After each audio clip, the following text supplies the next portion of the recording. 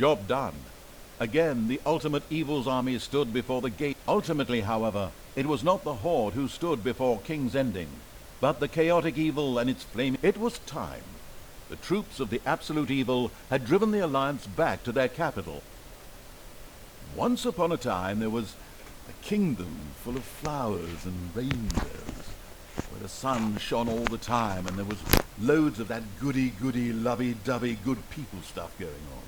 There, the alliance of abominably good people lived in unearned wealth and prosperity. But there was a path leading to a different place there. At the end of this path was a rock. There was a cave carved in this rock in which the absolute evil lived. It wasn't a grubby, damp cave smelling of muck and mildew, but a deep, dark dungeon, so dark that even darkness itself was afraid of it. It was home to numerous innocent monsters who enjoyed a happy, contented existence, living in complete harmony with their environment. But time and again, the sickening, sweet-smelling good visited this underworld in search of treasure and experience points. Many monsters found this to be the death of them, but much worse, the absolute evil's treasures were being stolen.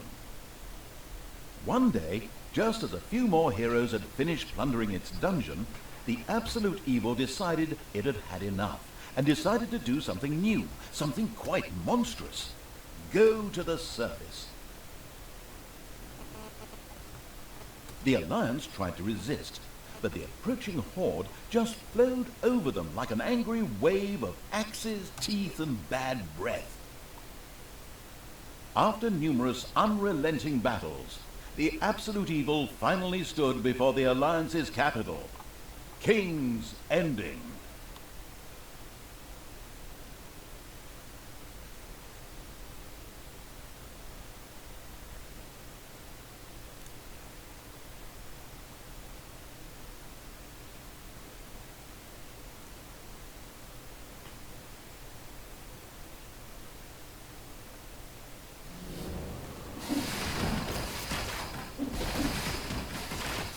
After countless battles, the forces of the absolute evil reached the Alliance capital, King's Ending. The laughable remnants of the forces of good had come here to make ready for the final battle. Evil would pay a high price indeed to storm those fortress walls, or so they thought. Suddenly, a rumble rose from deep within the earth. Stones burst asunder, revealing an ancient path into the depths. Out of the depths of Stygian darkness arises the invincible evil. With earth-shaking steps, the unstoppable evil began its trek towards the front. In the terribly improbable event that it may have forgotten how that works, a formidable help function has been provided.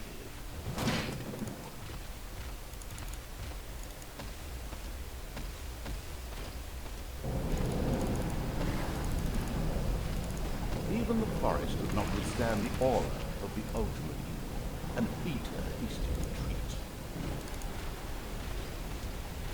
A few of the Alliance units had entrenched themselves here. A determined absolute evil marched towards them in order to strike them down with its mighty weapon.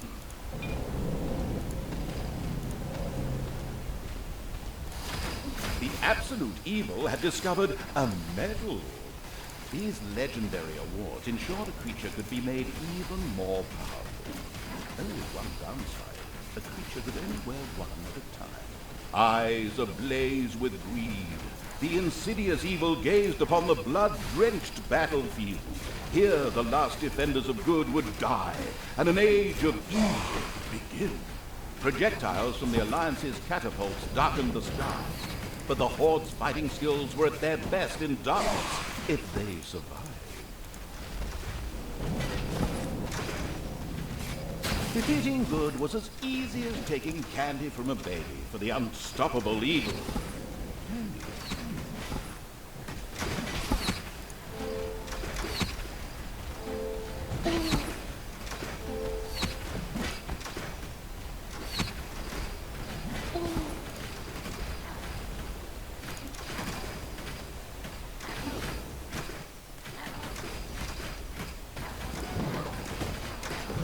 Nothing and no one could stop the invincible evil.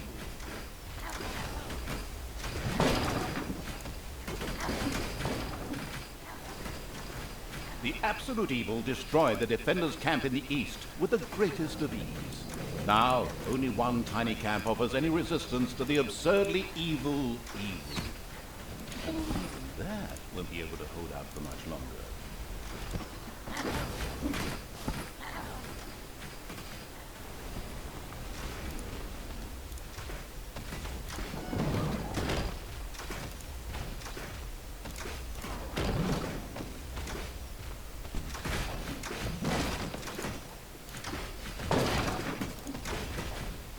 Absolute evil destroyed the defenders' camp in the west with the greatest of ease.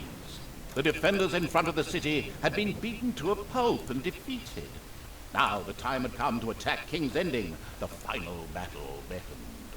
The city gate was firmly barricaded by the Alliance's archers, but the absolute evil would not allow itself to be held up by such a ridiculous impediment. So, go get them! Destroy them now!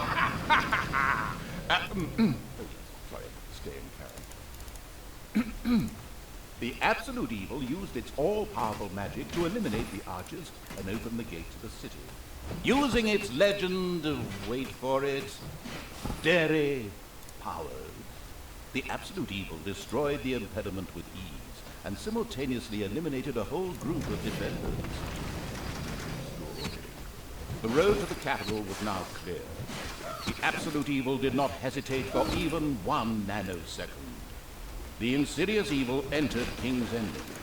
A small, pitiful group of defenders stood in its way. Suddenly, the doors of several houses in the city opened, and with a loud roar, defenders bore down on the rather surprised evil. An ambush.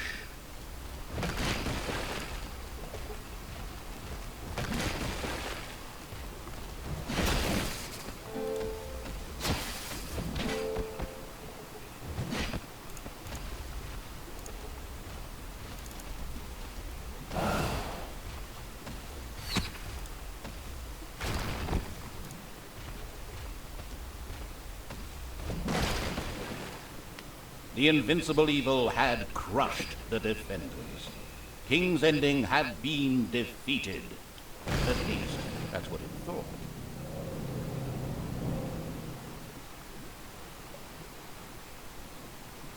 Suddenly, the final heroes of the Alliance emerged from nowhere. Another ambush? Now, this was becoming very boring. But wait, this time it was different. Instead, the heroes raised their hands and started singing an incomprehensible chant. A magical ritual? This did not bode well. Well, actually, it boded the arrival of good things, great things, unless you happen to be the absolute evil. Job done. Again, somewhere in the depths of the dungeon. The last remaining heroes of the country joined forces and cast a powerful banishment spell. The absolute evil disappeared from sight with a threatening gesture, and a faint whispered, "I'll be there," could be heard coming from its lips. The absolute evil had been banished, and its essence shattered into several pieces. Its reign of terror had ended. The good people of the overworld rejoiced, and an era of peace began for the Alliance. The evil creatures were driven back into the underground, doomed to serve as cannon fodder for pleasure-seeking adventurers. Meanwhile, secreted away in the world's most inaccessible places, the last remains of the absolute evil were resting, never again to see the light of the overworld. Until today, that is. Somewhere deep under the earth, the ultimate evil awoke.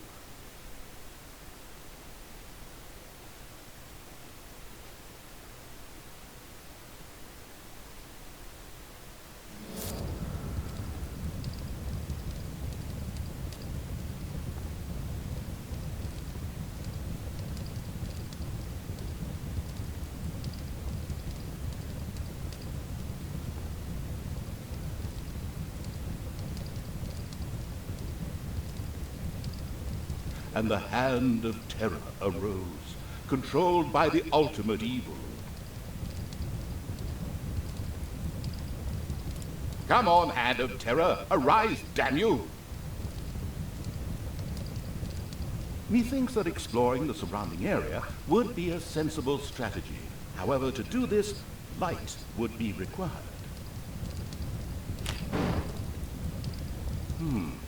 Still not bright enough. An old throne room was revealed by the light. The circumstances remained a mystery. The Hand of Terror flew through the throne room, following each and every thought the ultimate evil had. After a few flying sessions, the ultimate evil was able to control the hand with ease. The time had come to call forth creatures who were completely devoted to it and would do its dirty work. Little Snots were the dregs of each and every dungeon and spent their time taking care of it. The expansion-mad evil hired one Snot on the spot. The first Little Snot appeared. It was completely ready to work in the dungeon and to crawl in the dust before the ultimate evil. Little Snots were important to the ultimate evil because they took care of many important little things, such as excavating new areas. The psionically gifted evil could sense the presence of something important that was buried to the south. It instructed its little Snots to dig in that direction.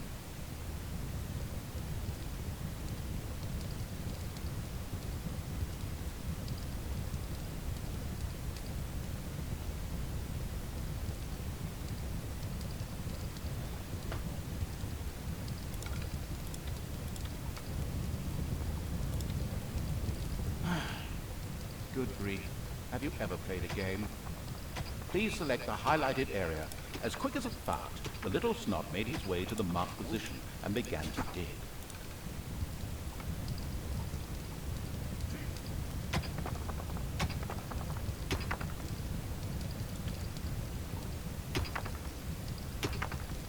Behold, the creatures of the overjoyed evil had apparently been much more industrious than it had thought. A great dungeon was revealed behind the wall. Everything was already in place. Doors, traps, a well-filled treasury. Oh, wait. Treasury? And where, if you please, is this treasury? Oh, well. One can't expect too much of these mindless little Snots. First of all, some gold had to be dug out to make space for a treasury to be created. The Hand of Terror swiftly marked a few small gold veins so that the little Snots could excavate them. As soon as the gold vein was selected, a little Snot immediately set out to mine valuable gold for the greedy evil.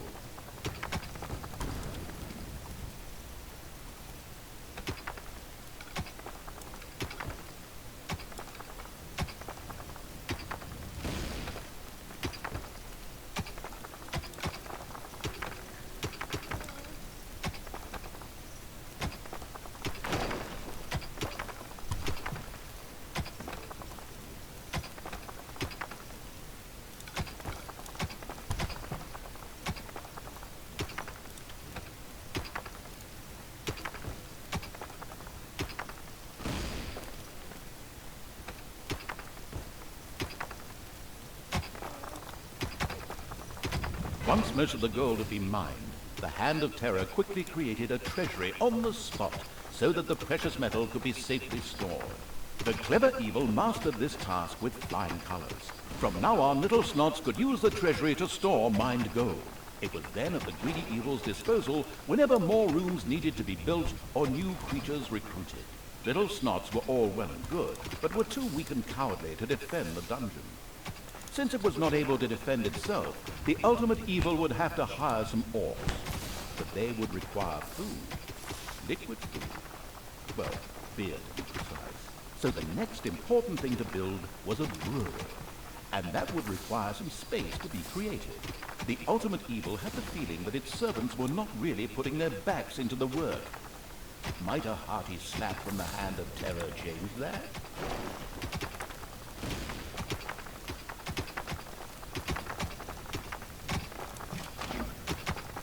The little Snots found a healing potion in a hidden room. This was able to restore one of the ultimate evil's creatures to full health.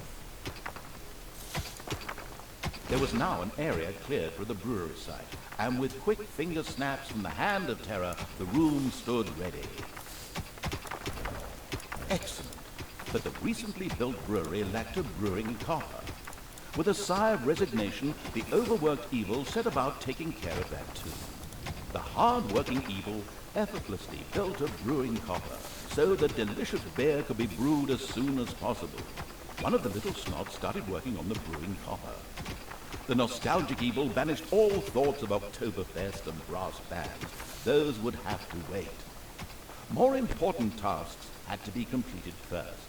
Both beer and gold were now available in the dungeon, so it was time to hire some creatures to defend against greedy heroes or whatever else snuck around underground.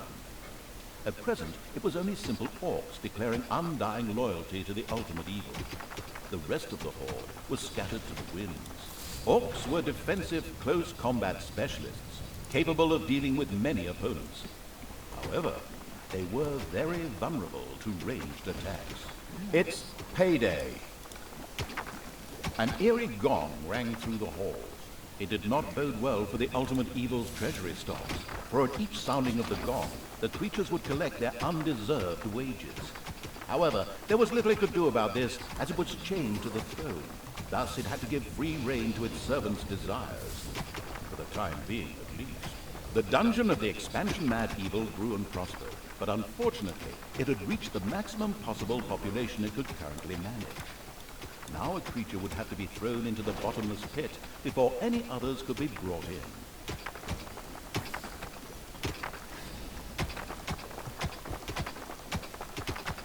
The nameless Evil's creatures came upon a spider's nest during their search for an entrance to the overworld. It would take more than one orc to smoke that out.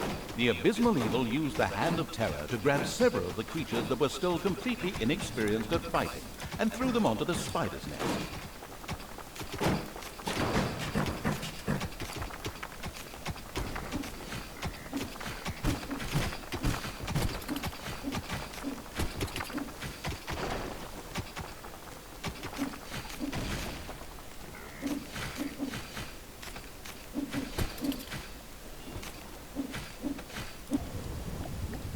The spiders dropped like flies. The strategically well-versed Evil patted itself on the back, proud that it had led its troops into battle with such aplomb. And by led, I just simply mean chucking them at the enemy. The basics of a dungeon were now in place. However, the brewery was puny. The creature disappeared into the pit of uselessness with a long, drawn, and gradually diminishing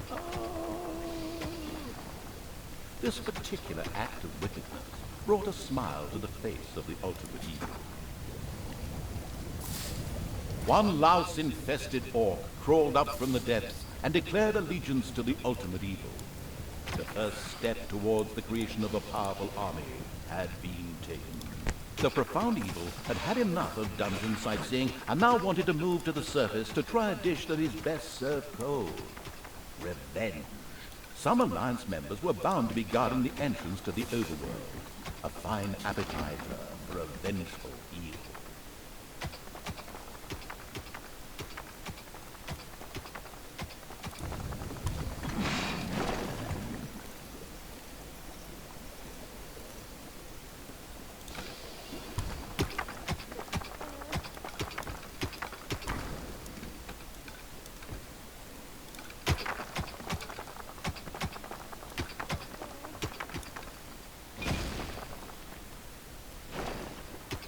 The Evil has awoken, but its brothers are still asleep.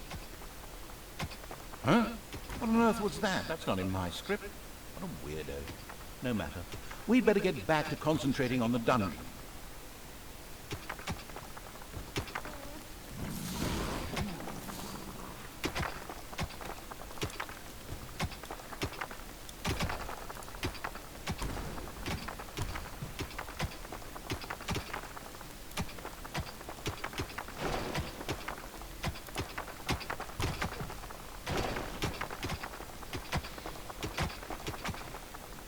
A huge monstrosity loomed out of the darkness on 8 legs. This dungeon's human guards had been ancient history for a long while. Now it was home to a huge spider and her brood. Would Sam and Frodo escape it and continue their journey to Mount Doom, or was this the end of the Ring Bearer? Hang on a minute, that's not the right text. Where were we? Oh yes, a huge spider, henceforth called the Spider Queen. It would be necessary to eliminate the Spider Queen before the horde could reach the surface.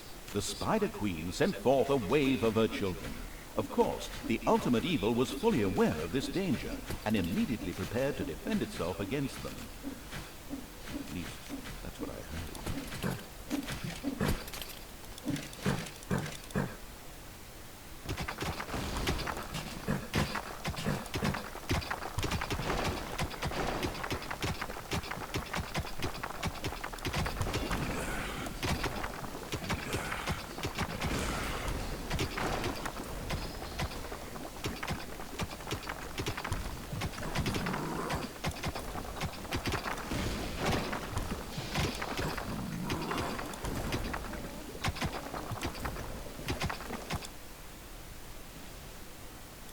Late, one of the creatures had come up with a plan to create a trade union and go on strike for better working conditions.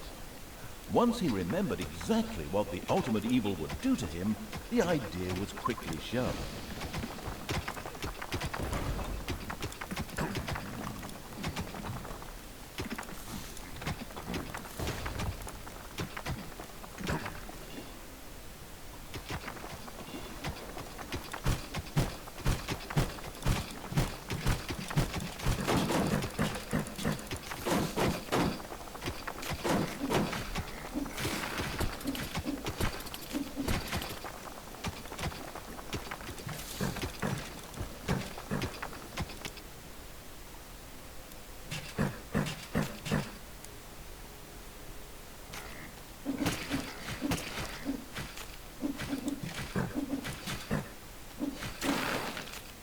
Payday!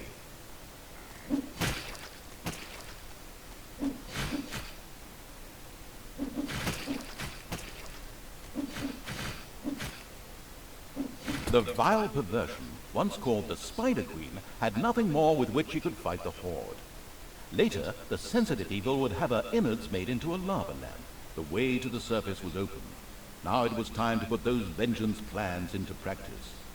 The vile evil wanted to take this opportunity to utter a really sinister laugh, but unfortunately, its physical state made this unviable.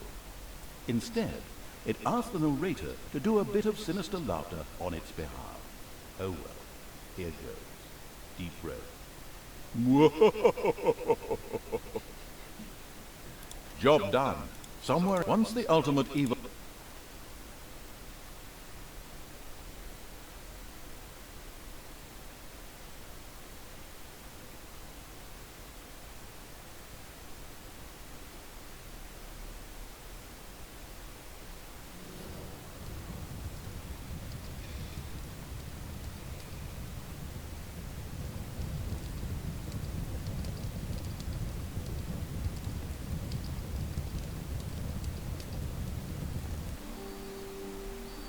According to scouts, King Robert spent most of his time strolling around his hunting lodge garden reciting poetry. Soon his poetry would turn into mournful ballads. The vengeful evil thirsted to defeat the Alliance's king and mount his head on the wall as a trophy. Whoops, of course, I really mean that he wanted to take all of King Robert's cookies away. Better play it safe, or the age classification folks will be after me. Before that, however, the ultimate evil had to do a bit of work on the dungeon. Otherwise, it wouldn't be able to fund even a small army made up of a few orcs.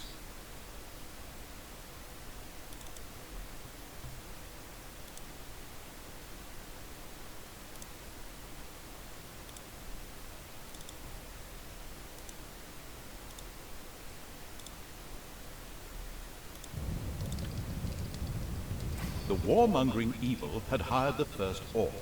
As ancient wisdom says, violence is a solution, usually the only one.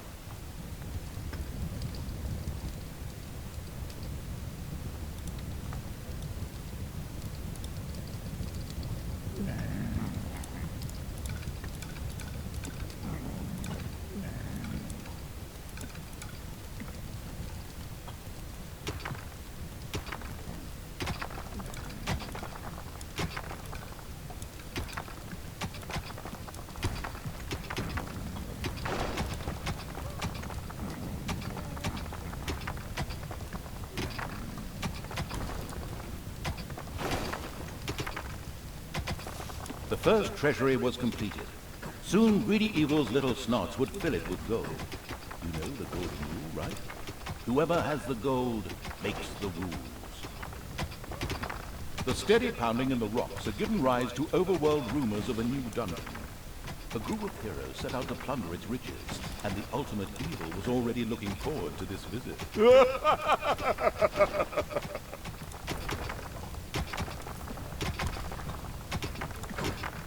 Right now, the restricted evil was only able to call upon orcs and little snots. But there had been rumors that some goblins were hiding out in a cave somewhere close by. The exploratory evil would be sure to follow this line of inquiry.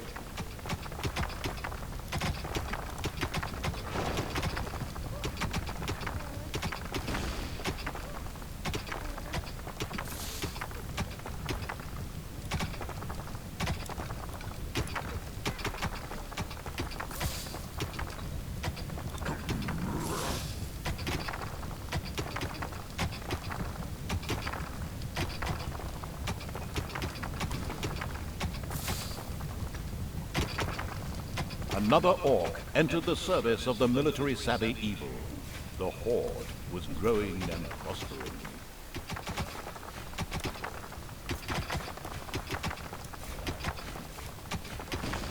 The strategy guidebook, Dungeons for Dummies, says, the heroes didn't know what had hit them, as several orcs bore down from nowhere and annihilated them. This group of heroes had plundered their last dungeon. But there would be more. The first brewery was completed. Soon beer would be flowing like a river, and an Oktoberfest atmosphere would pervade all. Would the ultimate evil put the beer baron out of business? Ugh, such a duff reference.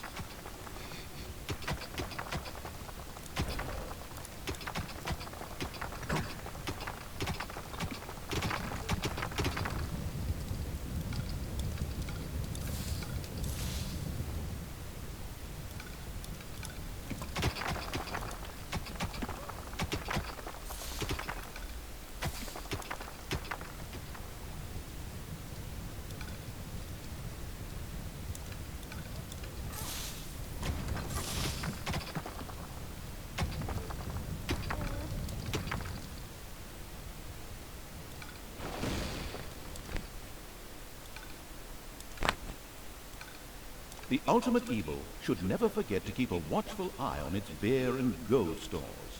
If its creatures can't help themselves whenever they need to, they will get angry. Fast.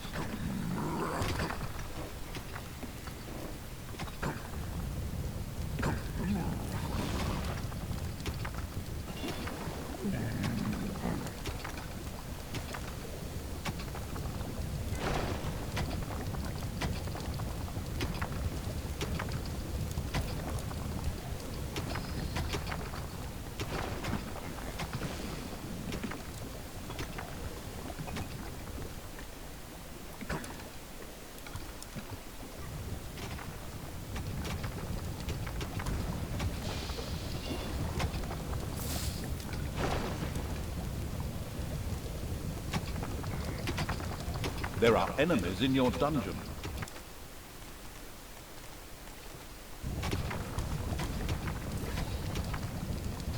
The time to attack appeared to be right.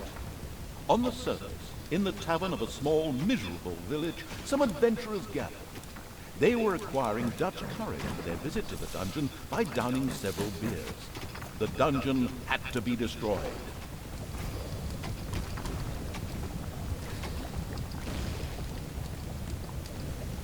It's payday.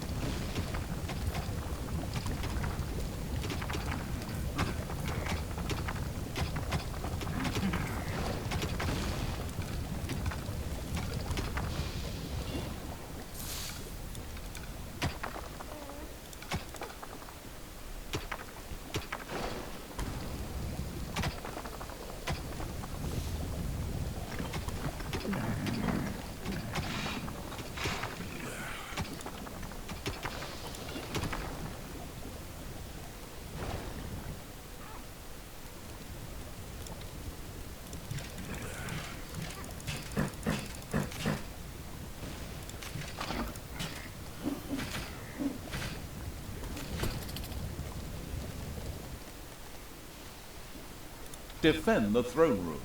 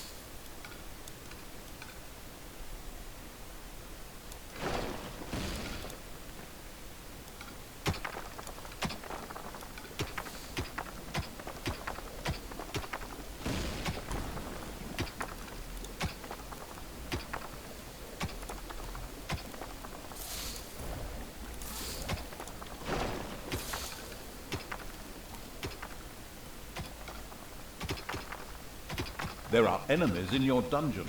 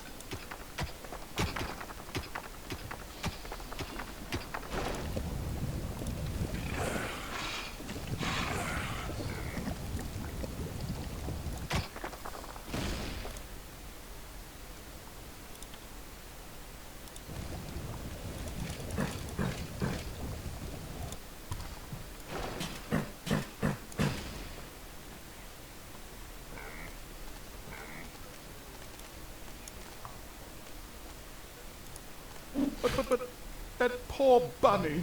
How could you? I mean... The vile evil, in a display of ruthlessness, vented its anger on this sweet little bundle of fur. Tragic.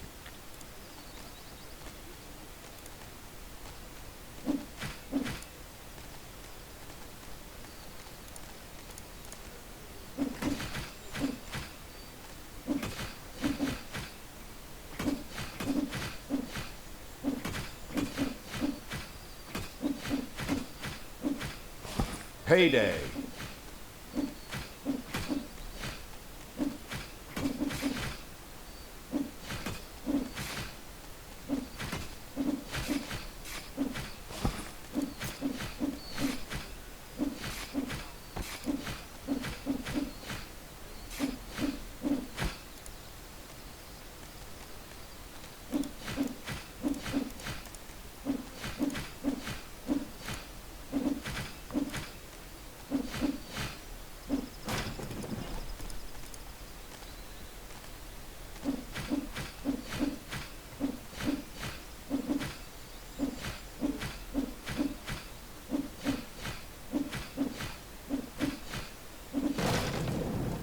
A delicious rumble announced the fact that the village's last house had crashed to the ground. Ha! There would be no more heroes meeting there to seek out the dungeon of the destruction-hungry evil. The hunting lodge of King Robert lay in the north. It was there that the ultimate evil would finally get its long-awaited revenge. However, it looked pretty damn well guarded. Maybe it should first visit the cave to the west, inhabited by a clan of goblins, where the cunning evil could do a little negotiating.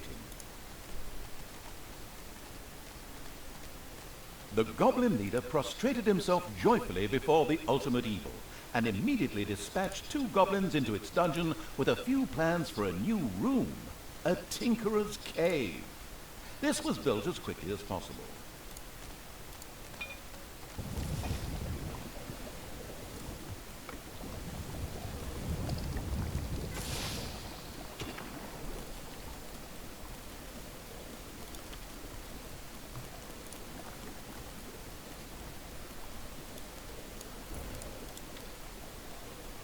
The Tinkerer's Cave was built. It could, however, only be used as a warehouse, as it lacked the workshop that the insidious evil's goblins needed. Quick as a flash, Evil placed a creator mat in the Tinkerer's Cave. A sparkling new creator mat graced the Tinkerer's Cave of the expansion-hungry evil. A goblin would be able to work well in here, producing toolboxes. A few of these boxes would now be needed in order to invent a trap. The moody evil waited patiently.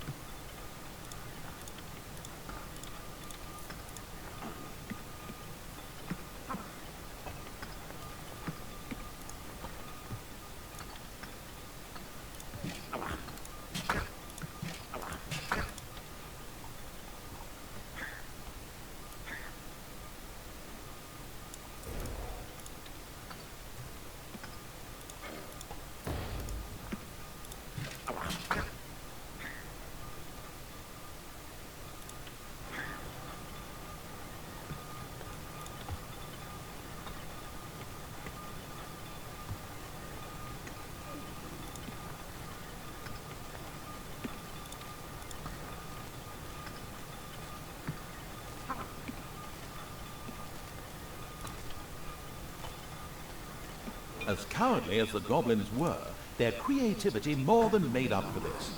They proudly presented the treacherous evil with their plan for a devious trap. With a silent, evil cackle, it quickly buckled down to setting the trap.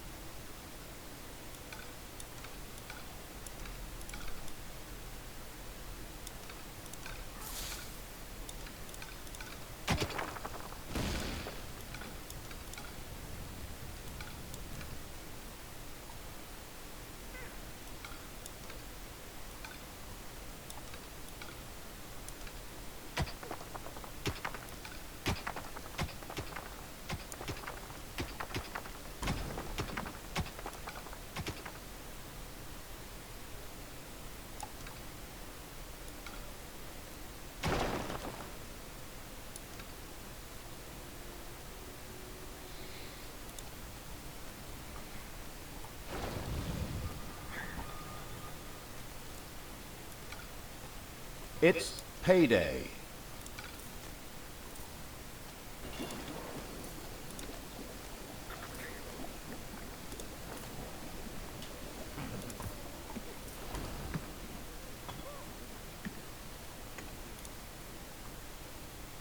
Job done. The trap was finished and ready to be found by a hero. This is going to be so much fun. Just at that moment, a particularly powerful dwarf warrior appeared in the dungeon. How had he suddenly arrived at this precise time was indeed most odd, but his presence was more than welcome. He was going to be a guinea pig for the trap.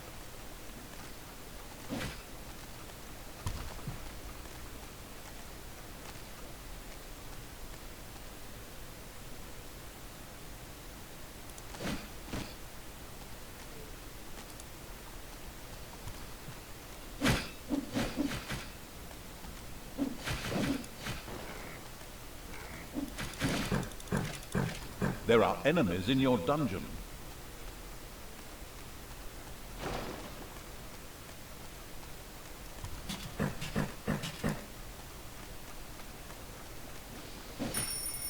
Even this strong dwarf warrior didn't stand a chance against the treacherous traps and powerful monsters of the invincible evil.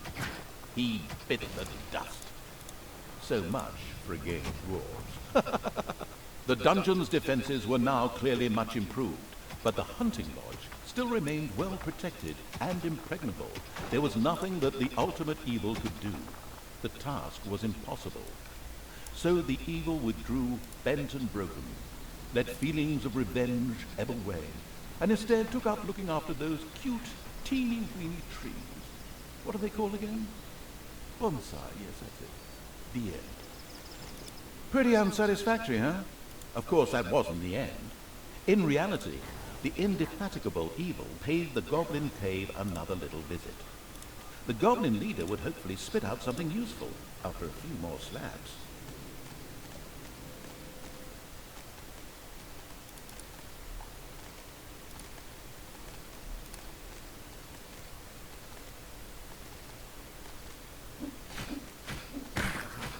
A few hard slaps were enough to motivate the leader of the goblins to help the ultimate evil.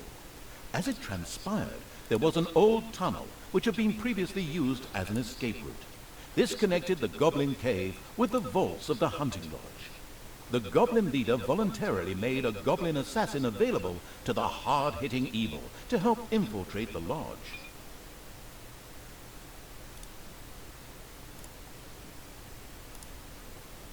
The cheerful evil was pleased with this support. An assassin was a decent melee fighter, but its actual strength lay in its ability to make itself invisible. This was, of course, tested out immediately.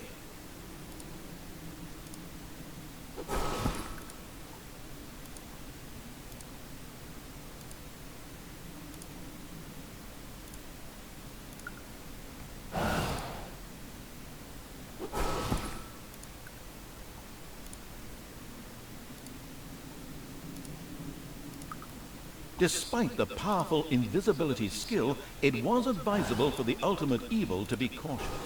Some opponents had such highly trained observation skills that they were actually able to see invisible units.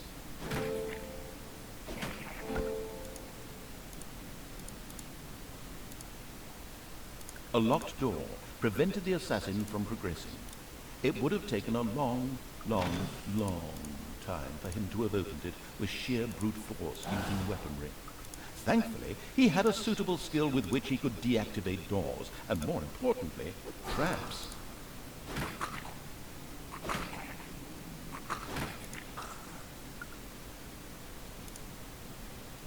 The on-the-ball evil recognized that the warrior princess there was extremely powerful. The goblin assassin would be best advised to avoid any contact with her.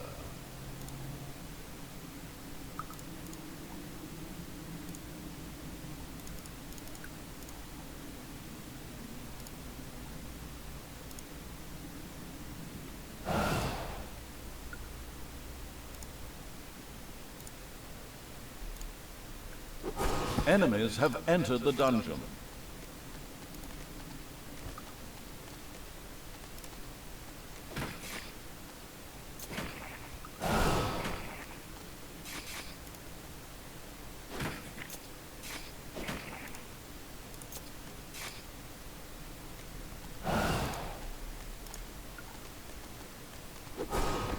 The throne room is under attack.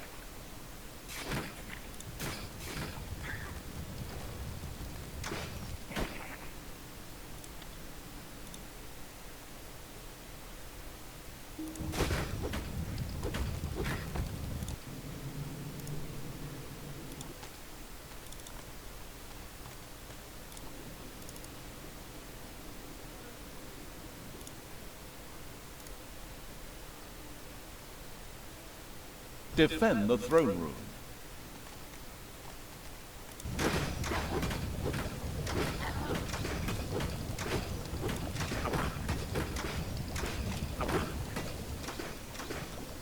It's payday.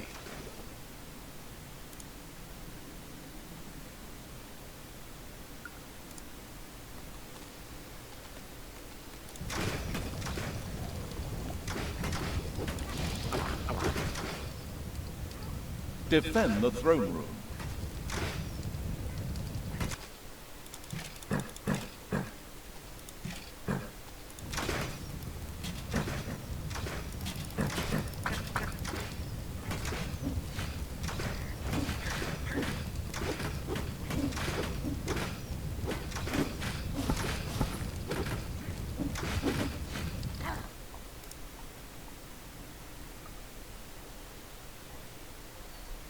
A Gobobot was being forced to make miserable repairs in the loft.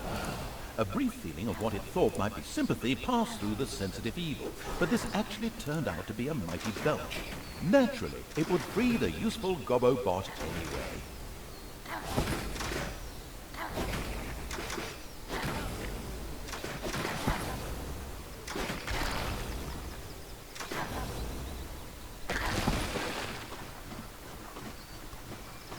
Elated by the assassin's attempt at rescuing it, the Gobobot joined the horde and succeeded in showing its tormentors a real hot time.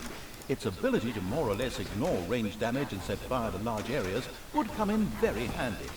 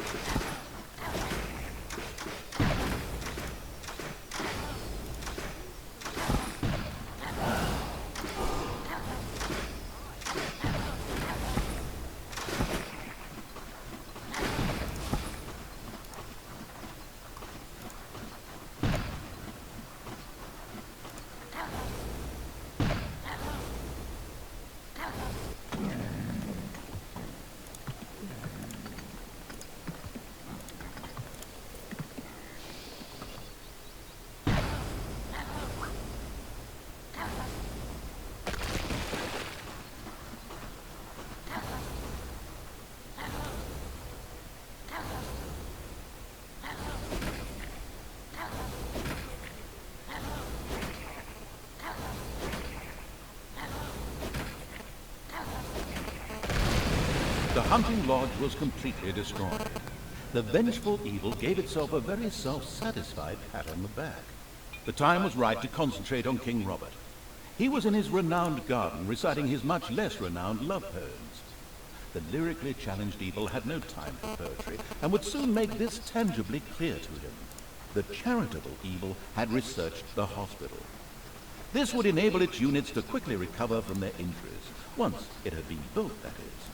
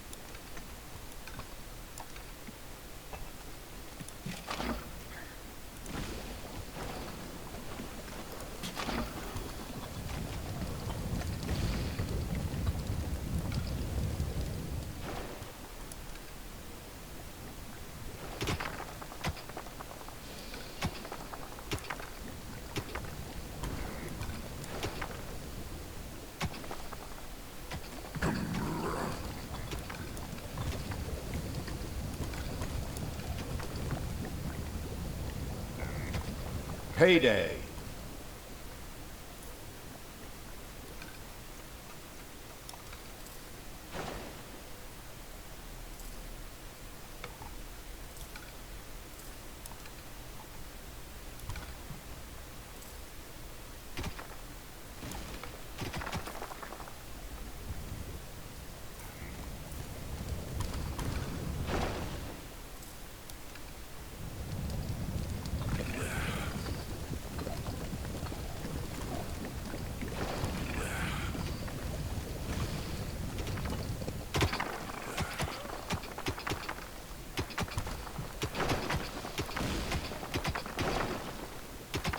The caring evil had good-naturedly built a hospital for its suffering creatures.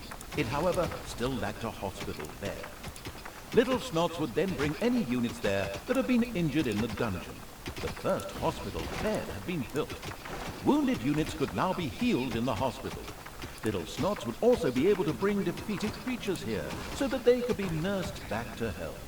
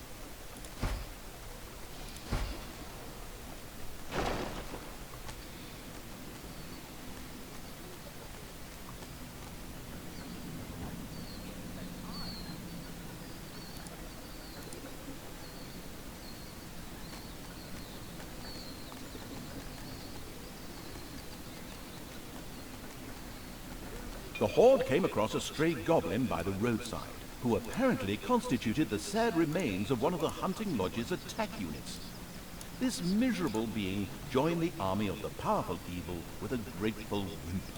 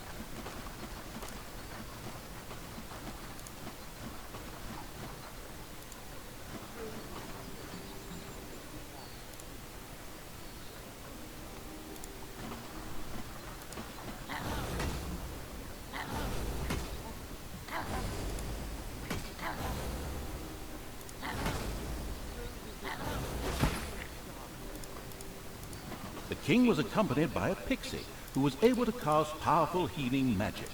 Any direct attack would be suicidal. Mercifully, the omniscient and helpful narrator was at hand. he pointed out to the impatient evil that the pixie went off from time to time in order to check that all was well, and much more importantly, eat her supper in a little camp to the south. The pixie buzzed over to eat her meal. The ultimate evil prepared to handle it.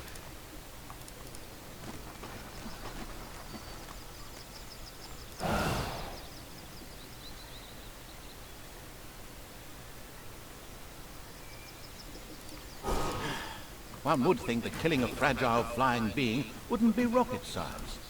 But an incredibly incompetent evil had taken far too long in doing so and had startled a few guards into action.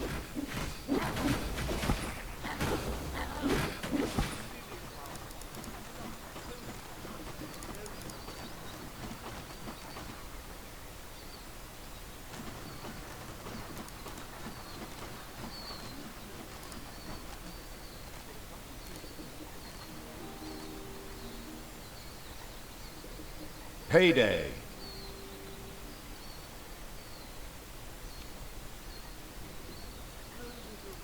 The annoying little pixie had spoken her last healing spell. The crafty-minded evil sculpted a fan from her wings. Now it was time to look for King Robert and ensure his early demise.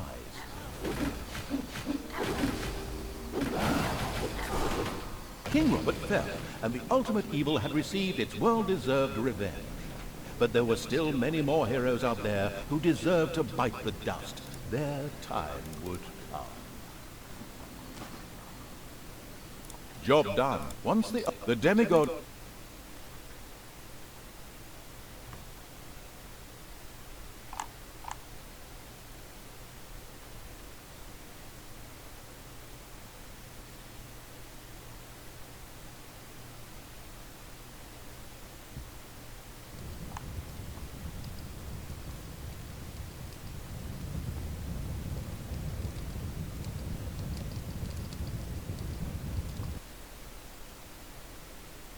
King Robert was defeated, but there were more heroes whose life the ultimately vindictive evil was after.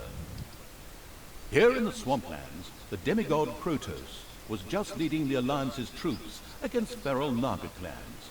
They had retreated here after the collapse of the Dark Army.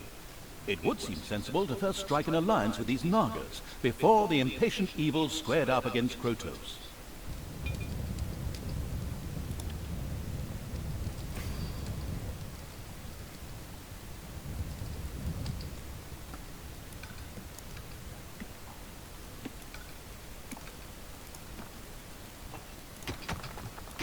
The gold-greedy evil built the first underground treasury, thus laying the foundations for insane amounts of hoarded treasure.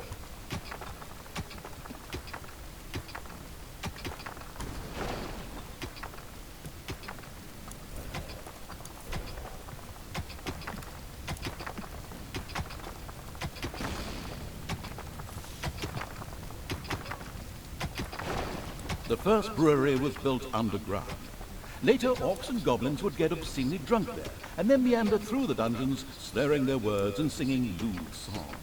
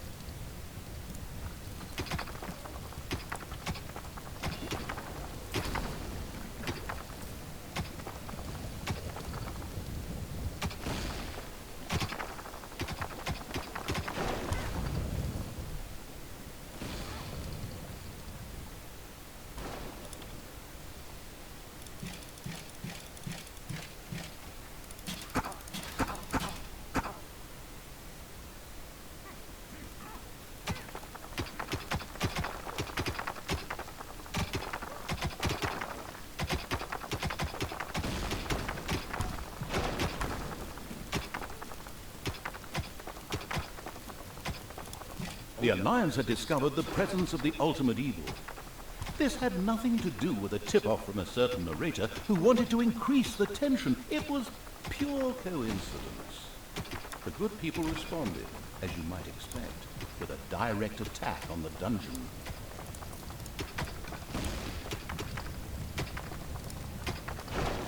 There are countless spiders pouring out of a room that was accidentally unearthed. Disgusting.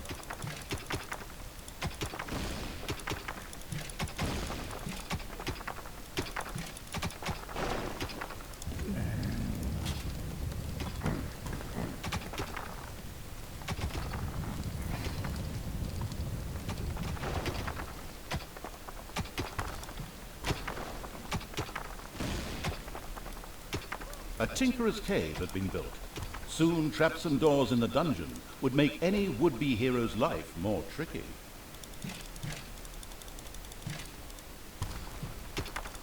There are enemies in your dungeon.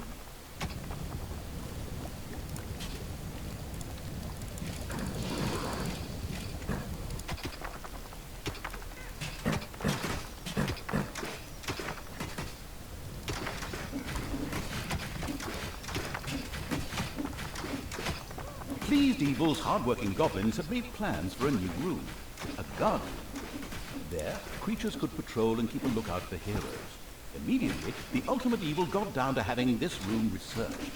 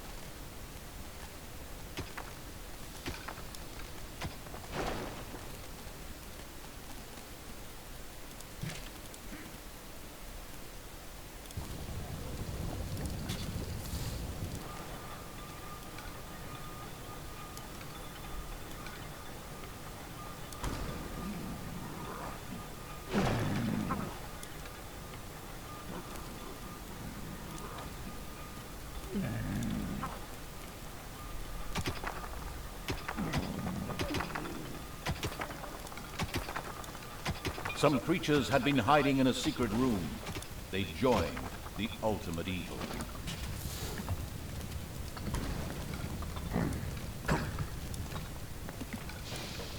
Out there, the swamplands looked bleak and unfriendly.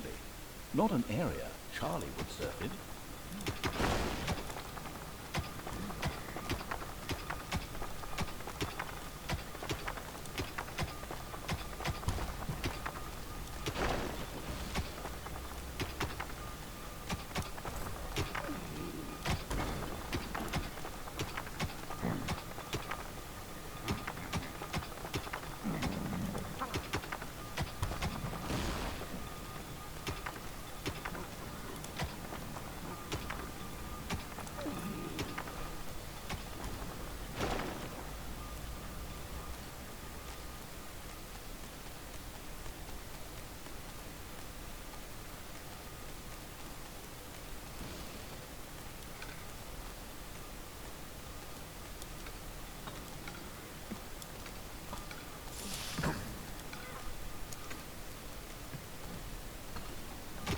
Enemies have entered the dungeon.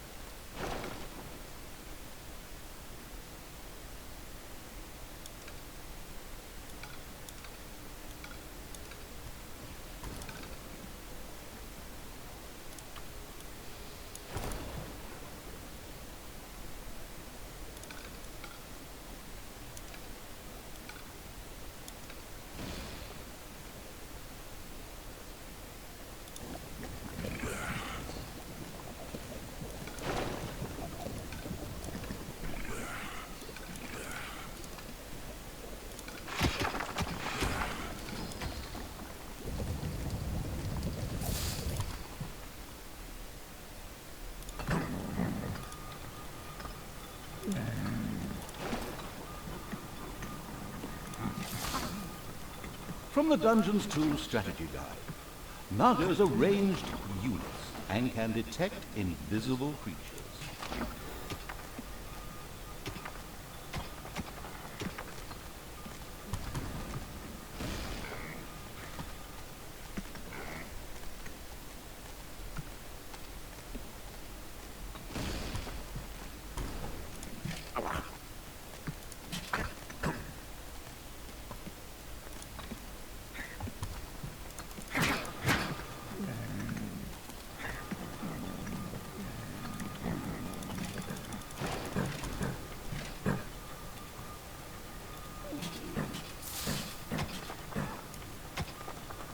The Exploration Keen Evil sent its troops to the surface for the first time. The swamplands spread out before them. The next step was to either find the Nagas and recruit them, or be massacred by the army of the Alliance. It was a difficult decision. Payday!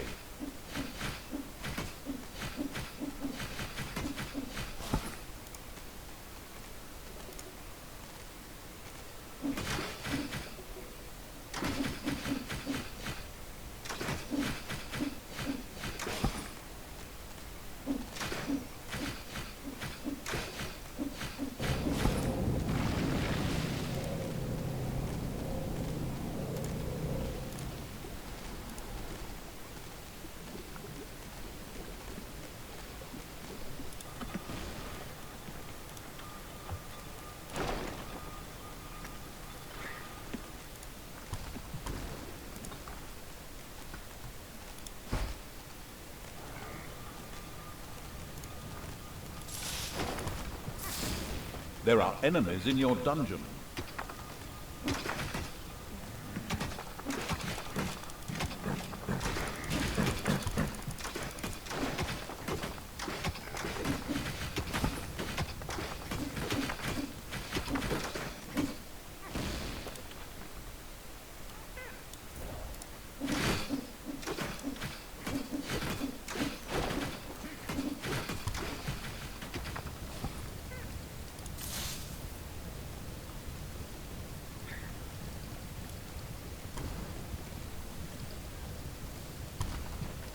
A hospital had been built. From now on, wounded monsters could be cured there.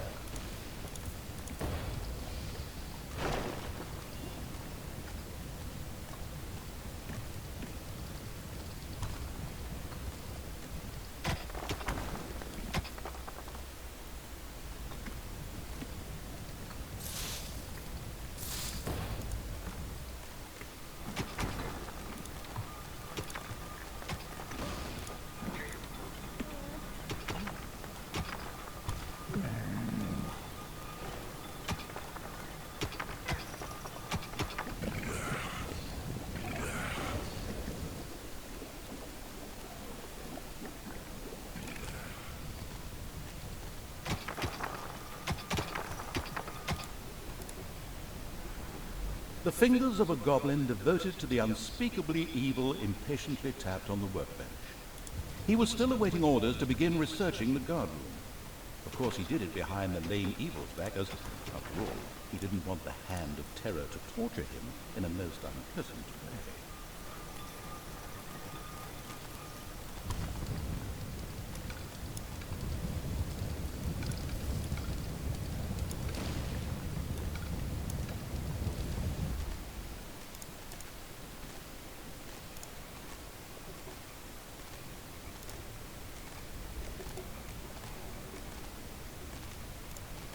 The army of the Ultimate Evil could view the temple from the top of the hill, and it did indeed not look good for the Nagas. The nauseatingly good hero Krotos personally led the Alliance into battle and was forcing the snake creatures to retreat. Only his death would deliver the temple back into the hands of evil. Well, that could be arranged. The troops of the Ultimate Evil stumbled upon a patrol of the Alliance that had caught some Nagas. Of course, they immediately set about wiping out the much-hated heroes. Oh, and by the way, you could of course also set those Nagas free. The last fighter in the patrol was defeated. Creatures of the Horde cheered. Oh yes, and set the Naga free as well. They were overjoyed to join the Ultimate Evil. The eager for new unit's evil sent his creatures further towards where it expected the Naga camp to be. The Nagas kept up their fight to free their unholy temple from the Alliance. If the ultimate evil was to help them win it back, then their support would be guaranteed. Since that fitted perfectly with the planned revenge on Krotos, it was the ideal solution.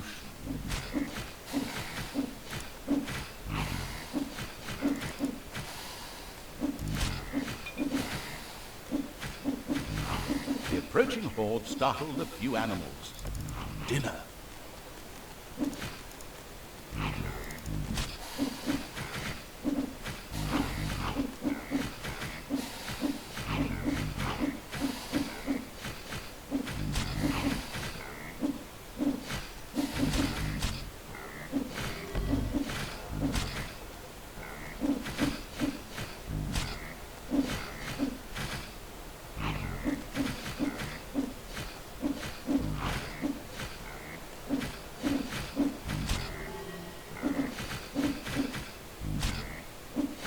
The horde defeated the bears with ease and stocked up on bear meat.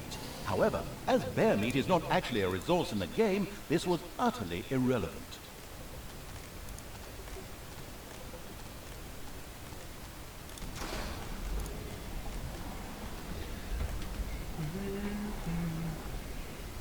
Enemies have entered the dungeon.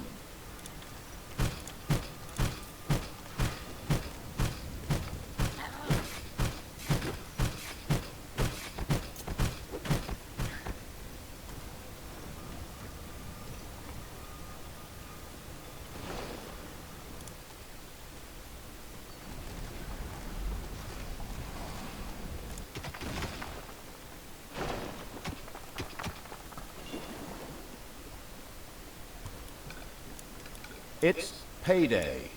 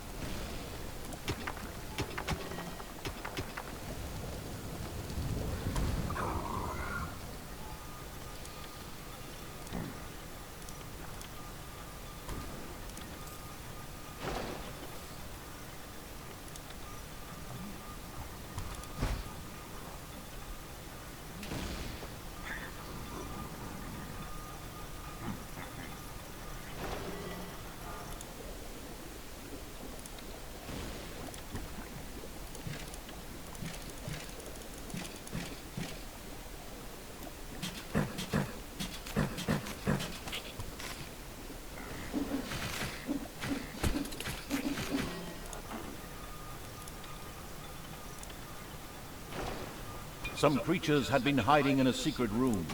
They joined the ultimate evil.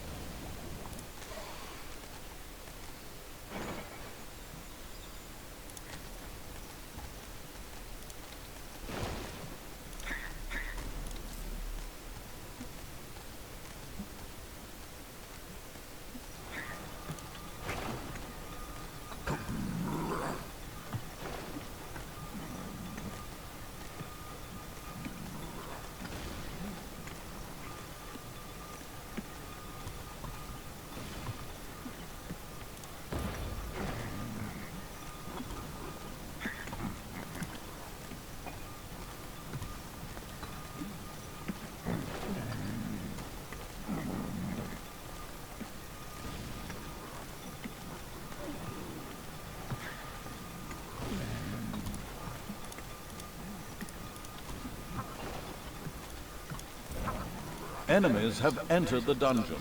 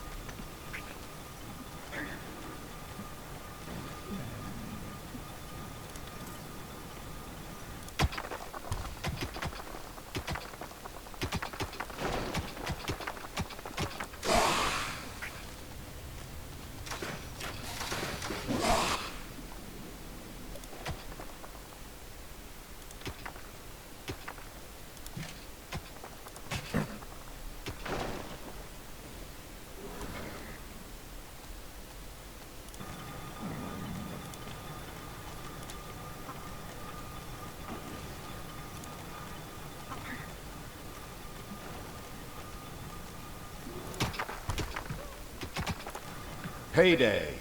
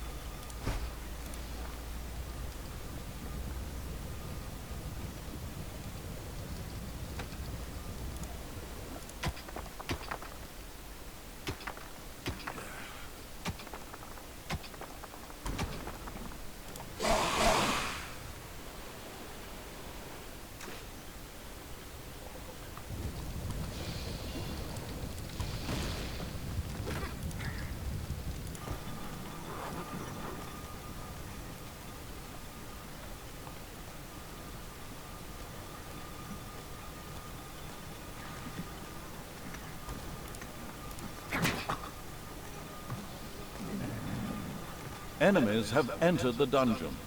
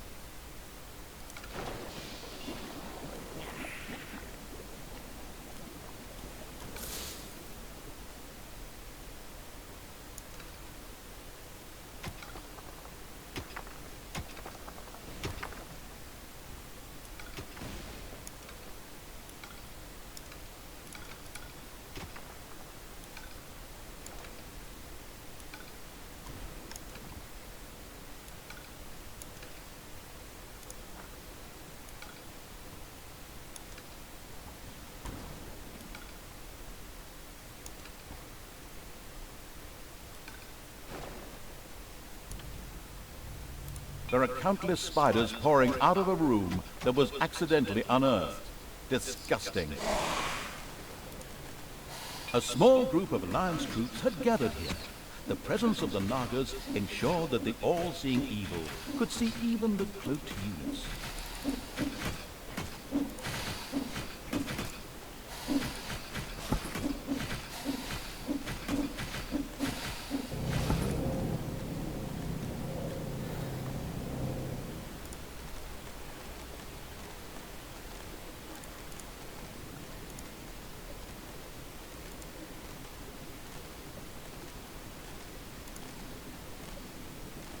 At last, the Horde reached the Naga's camp.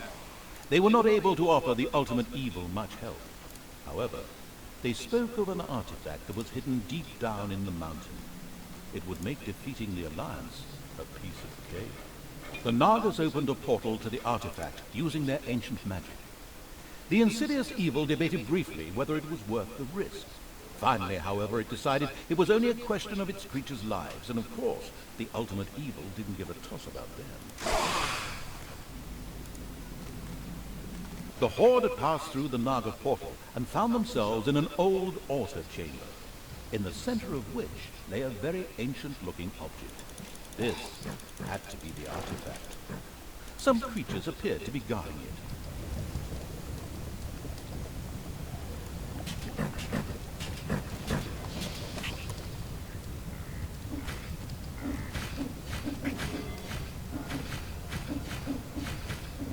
It's payday.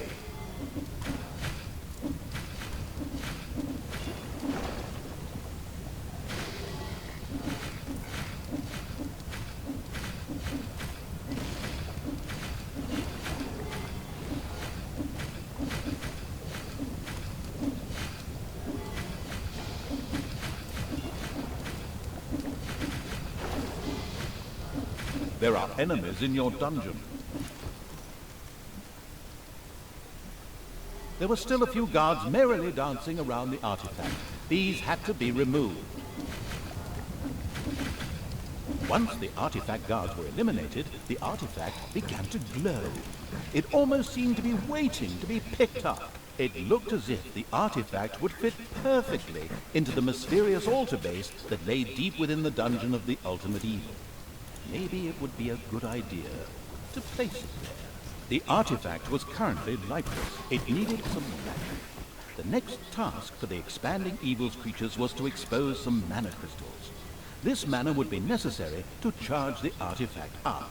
Wait a moment, that's already been done. Well, looks like someone was trying to become the teacher's pet. Nerd. But a mana crystal on its own was really of no value to the ultimate evil. It would take a crystal chamber to make this valuable asset usable. A room was quickly installed under the crystal. The crystal chamber shone with the brilliance of a freshly painted room. To exploit this effectively, the success-enabling evil was now able to recruit Nagas. At this exact moment, the clan conveniently placed some of these snake-like beings at its disposal.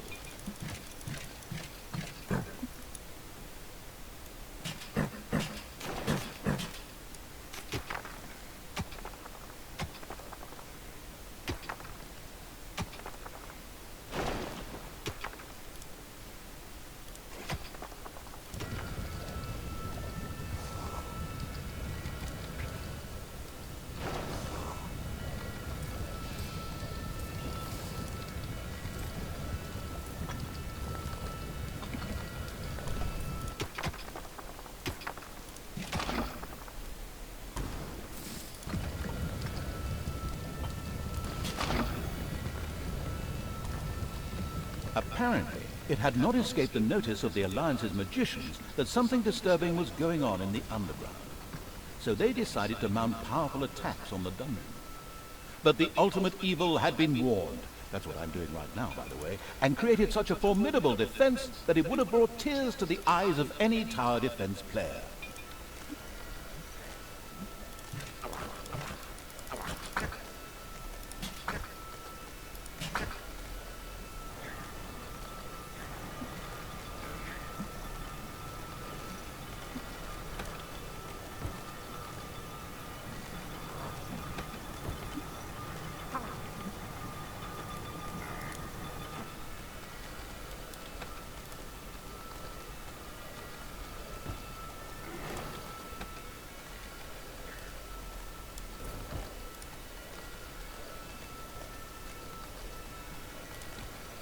A cry for help from a few Nagas trapped in a very remote area reached the ultimate evil while it was defending the dungeon.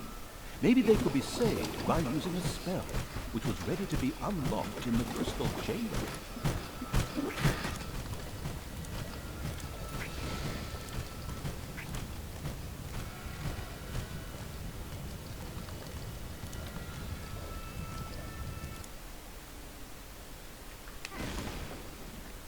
The artifact was filled with magic. Neither did it take too long, nor did it go too fast. It was filled up exactly when the level designers intended it to be.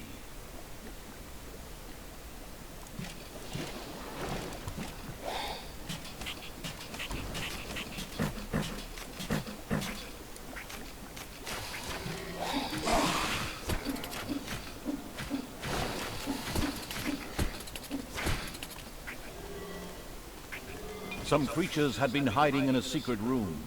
They joined the ultimate evil.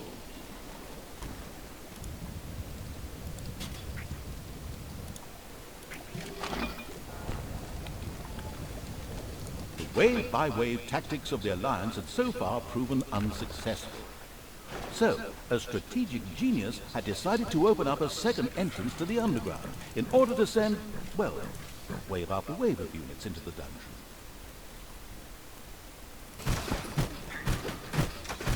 Enemies have entered the dungeon.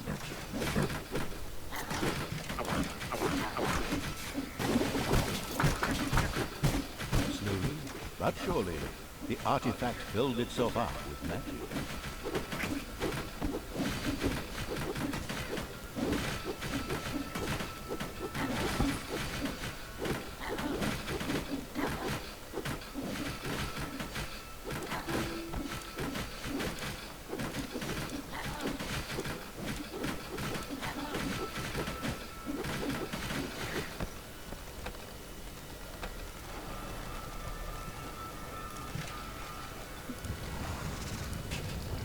The ultimate evil had learned a spell.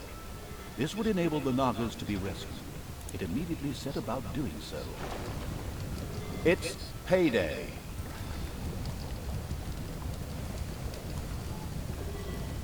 Enemies have entered the dungeon.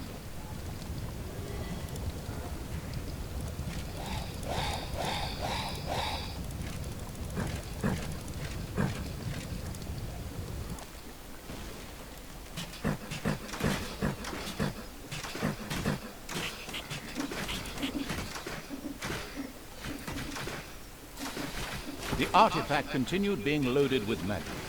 It would soon be ready.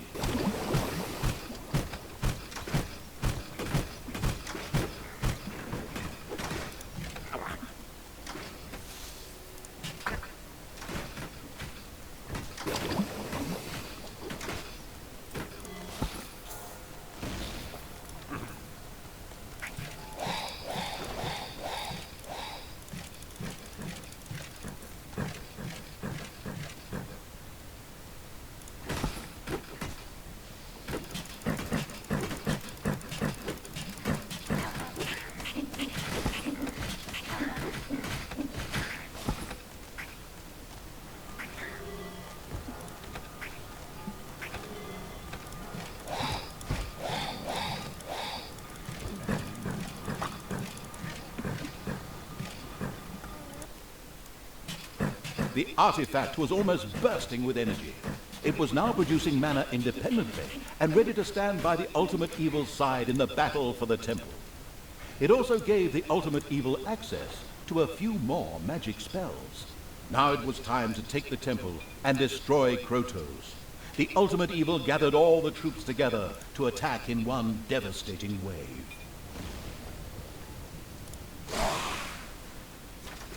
There are enemies in your dungeon.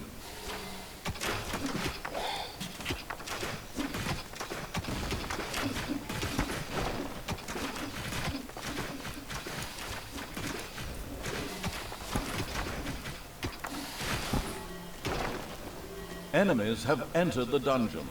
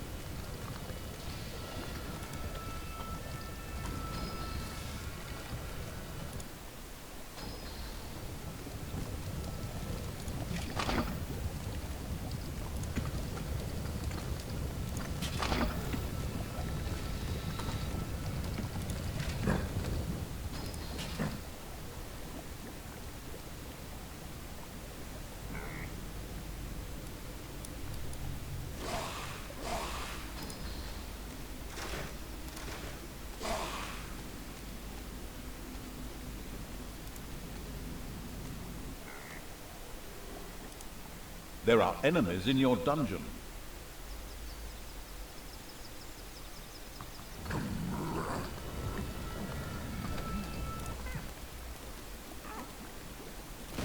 Enemies have entered the dungeon.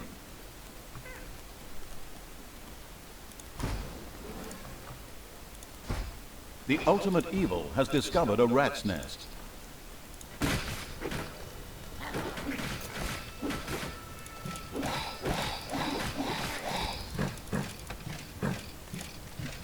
The throne room is under attack.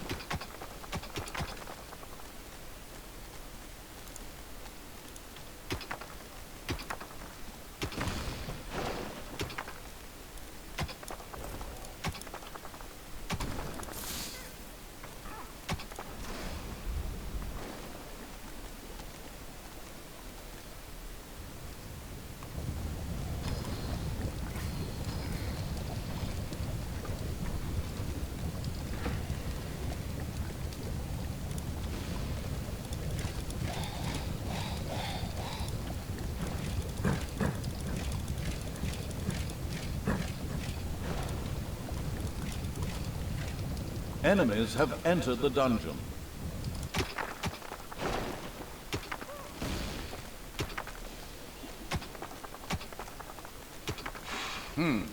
It was now time to fight Protoss. After a long pause, the unspeakable evil positioned its army and went into battle against him.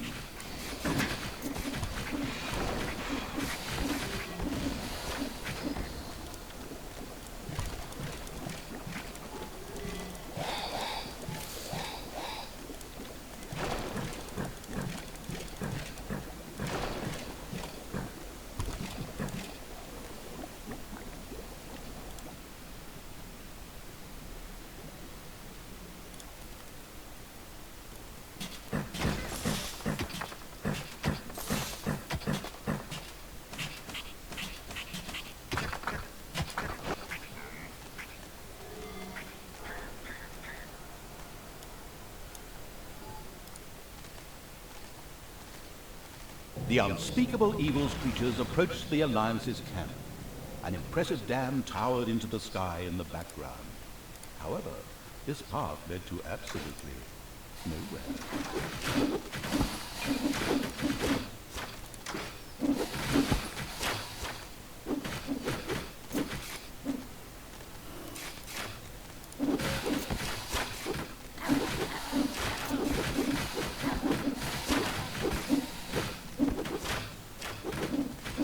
The ultimate evil, or more precisely its creatures, destroyed the Alliance's camp with the greatest of ease.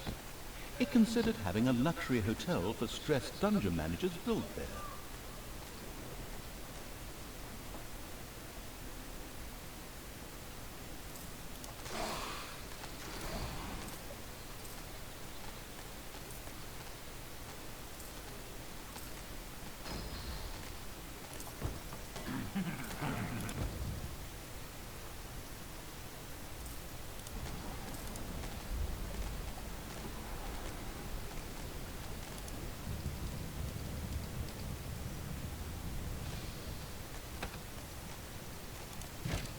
Enemies have entered the dungeon.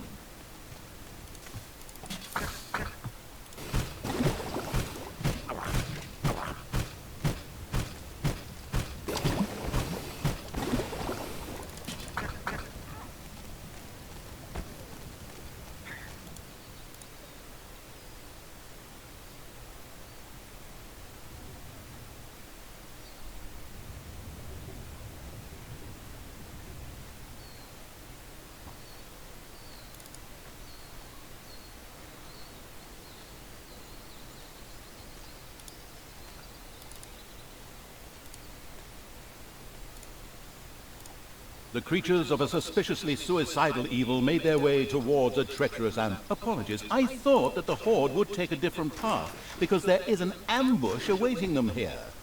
But obviously that doesn't seem to be bothering someone at all.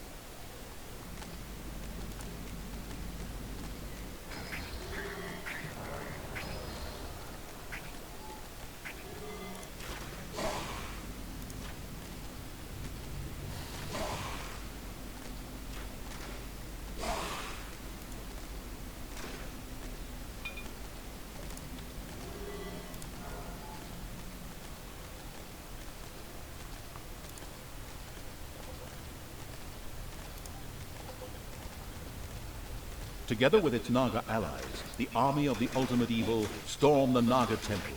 The battle began.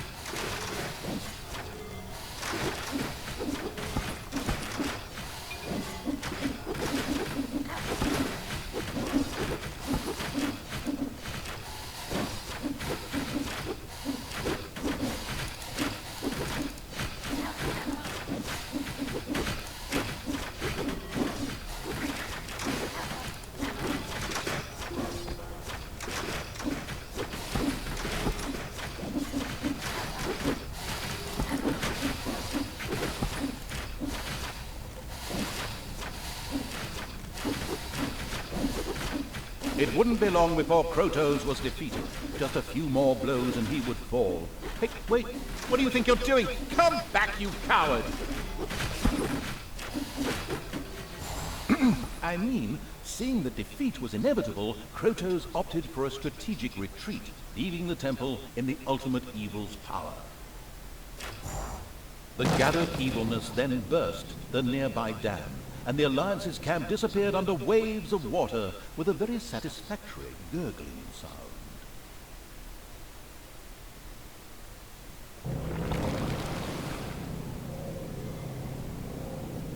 Despite the soggy end to the Alliance, the Ultimate Evil was livid. It had just been robbed of a delicious revenge. But, if I may be so bold, that was yet to come. I saw it in the script. Job done. Although Krotos managed to escape, the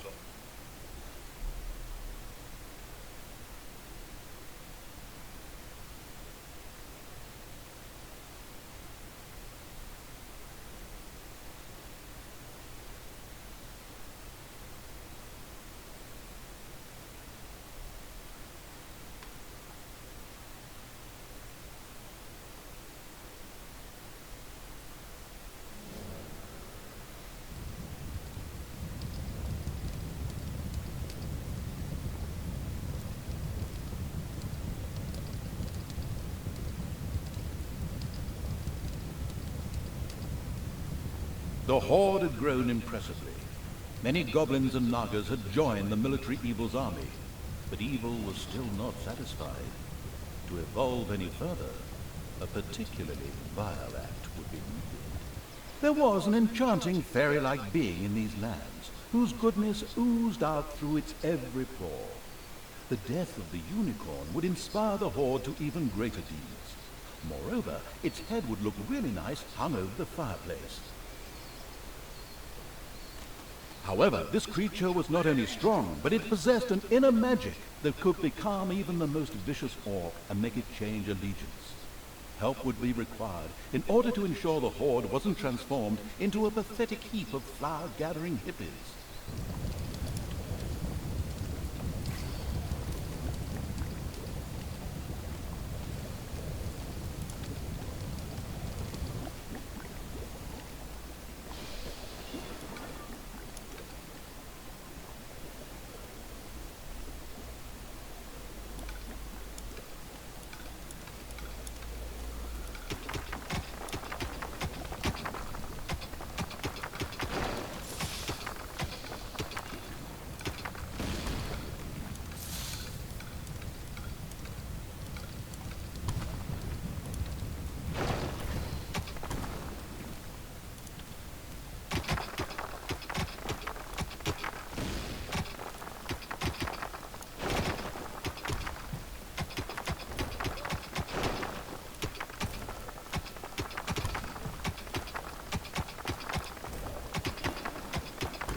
Rumor had it there was an ancient cave here, once inhabited by orcs. Perhaps the ultimate evil would find some answers for it.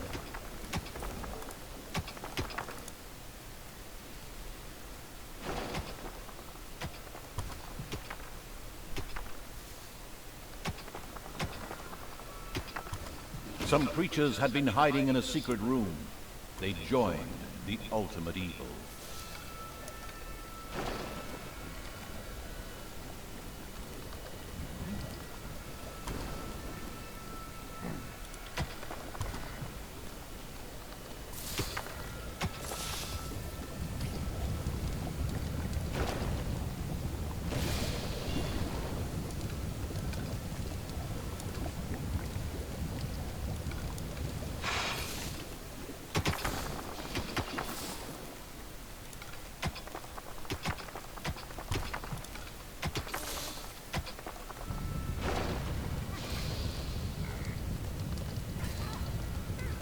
Whoops, just realized I skipped a paragraph, sorry.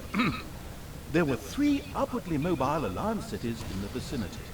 Previously, these had been industrial centers with well-regulated trades. However, in recent years, the banking industry had grown exponentially, and so now all the inhabitants worked for the banking sector. These cities have been networked together via a well-guarded road system, colloquially referred to as Wall Street. Is this really relevant? Did think so.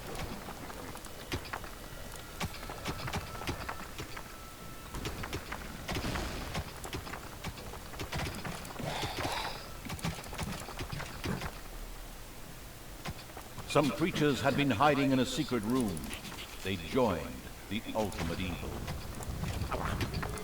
Some creatures had been hiding in a secret room.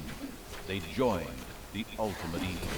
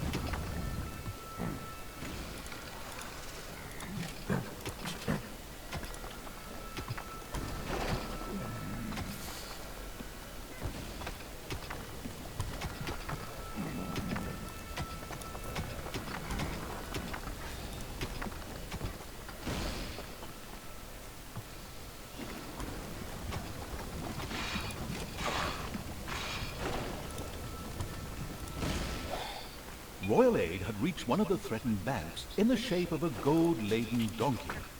A well-functioning financial bubble like that would always be a lure not just to bankers, but to heroes as well, looking for somewhere to store the proceeds of their last forays. Once this was done, they marched straight for the nearest dungeon. Unfortunately, that belonged to the Ultimate Evil, and as dungeons go, would prove a very hard nut to crack. The Ultimate Evil would not permit any further gold transports to reach a bank in distress. This was in order to prevent the emergence of any more heroes.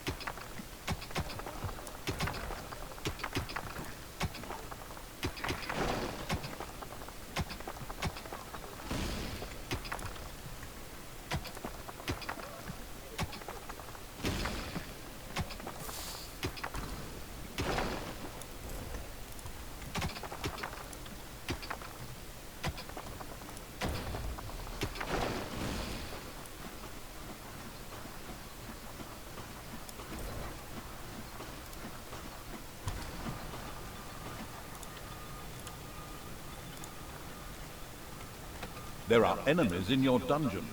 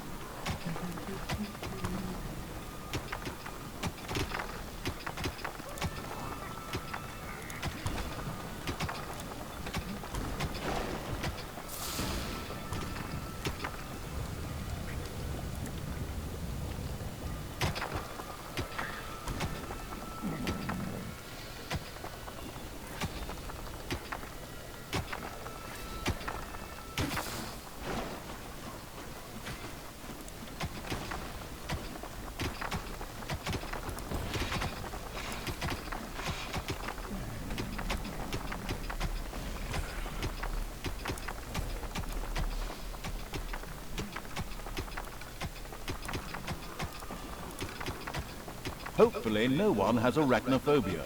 A spider nest has been discovered.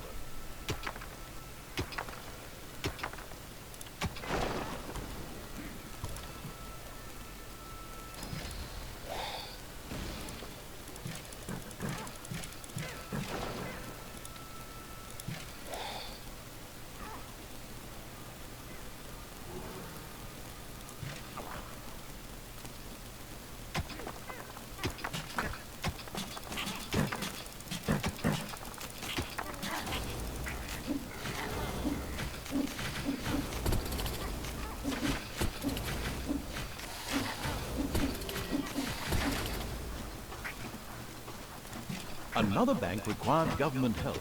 Immediately, a gold-laden donkey headed out onto Wall Street.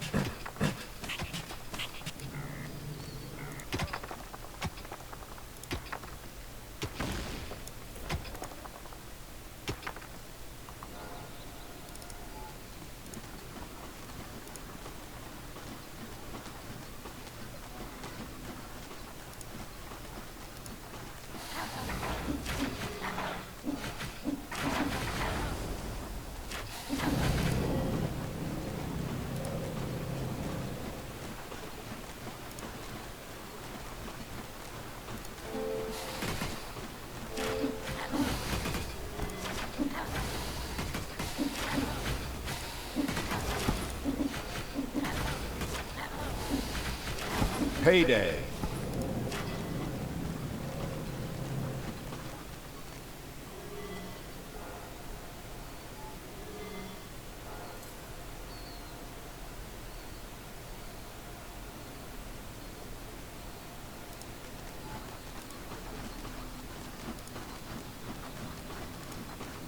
Suddenly, the creatures of the abominable evil itched all over and started scratching their bodies. This was bound to have been caused by the presence of the nauseatingly good unicorn rubbing off on them.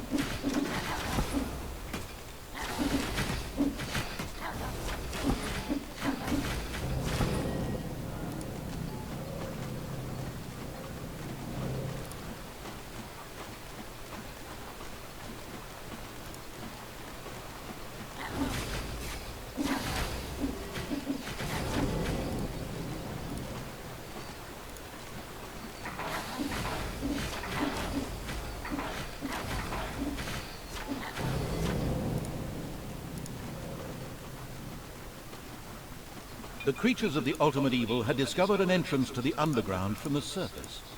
It would be wise to secure this area, so they would be able to use this entrance themselves. The ultimate evil's creatures occupied the region with the greatest of ease, and so made the entrance to the underground accessible.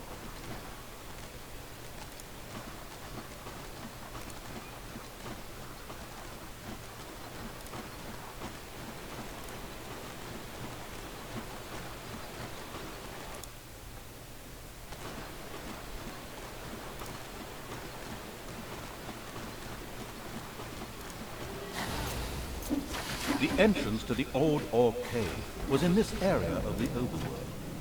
The ultimate evil instructed its creatures to enter it. They were to look for something useful to fight the unicorn.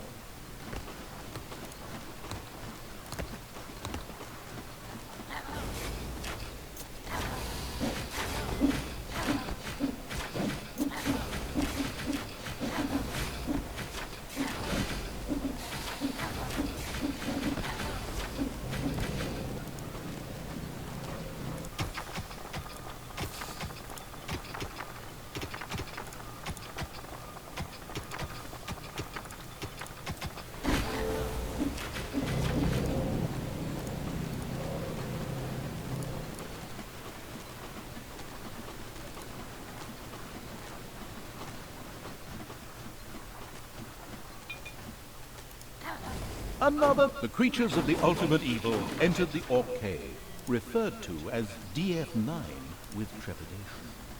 Due to the greed of its owners, this ambitious building project had never quite been finished. However, there was bound to be something here that would prove useful in defeating the unicorn. At least, that's what the strategy guide kept saying.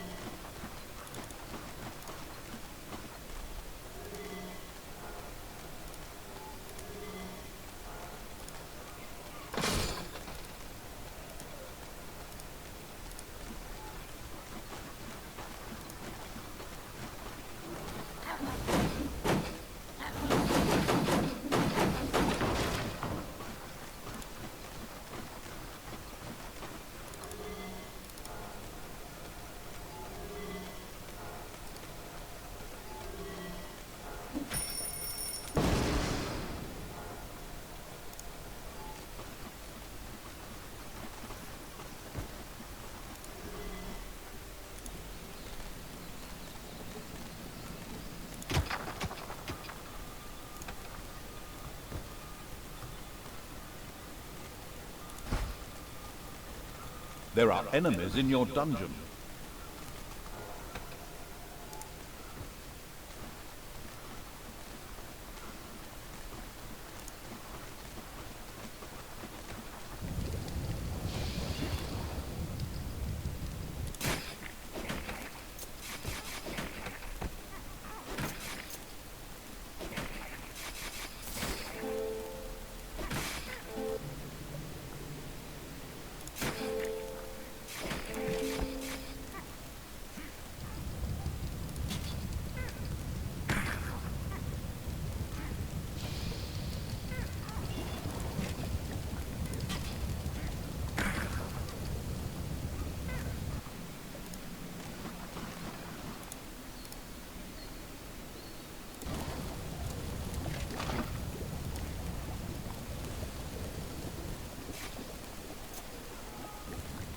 The fluffy pink unicorn radiated a soothing atmosphere all around that brought all enemies in the area under its spell and thus on its side.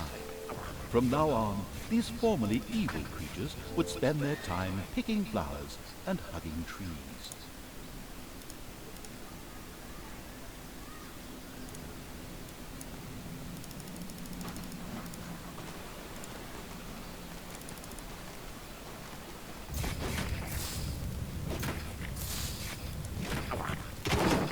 Defend the throne room.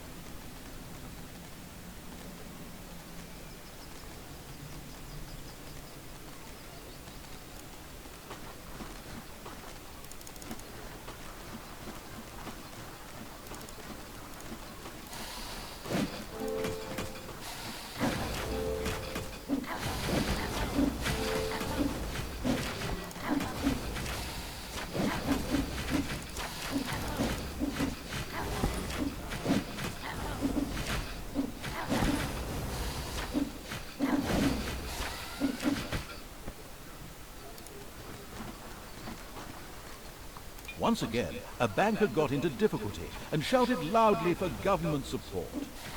A gold convoy started making its way along Wall Street.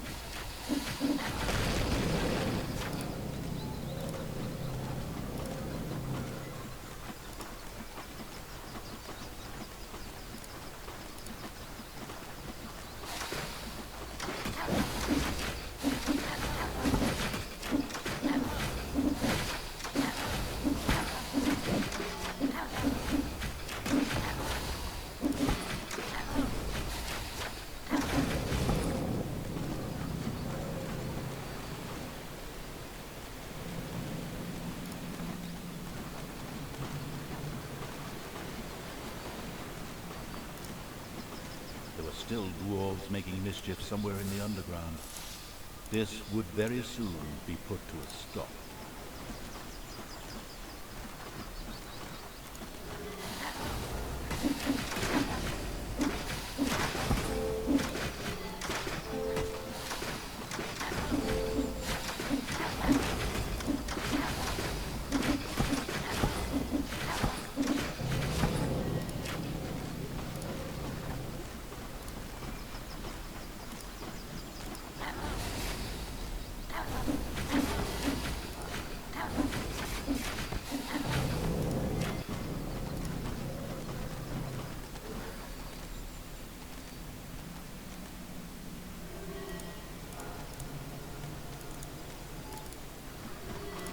This area of the overworld housed an old but functional hero's entrance that led into the underground close to the dungeon.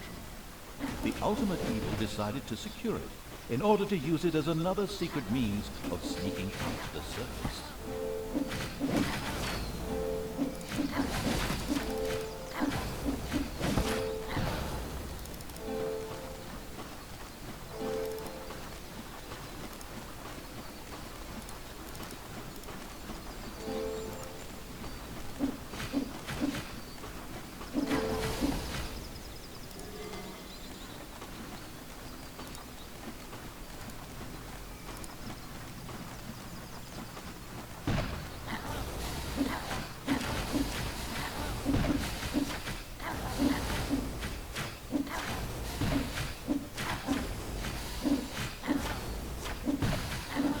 The area around the old hero's entrance had been secured.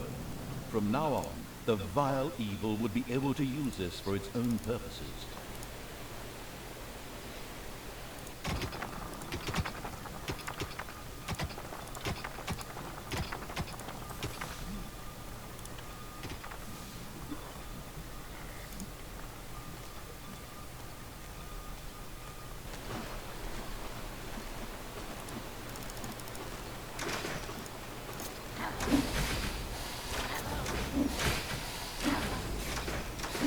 Another gold transport was stopped by the creatures of the vile evil.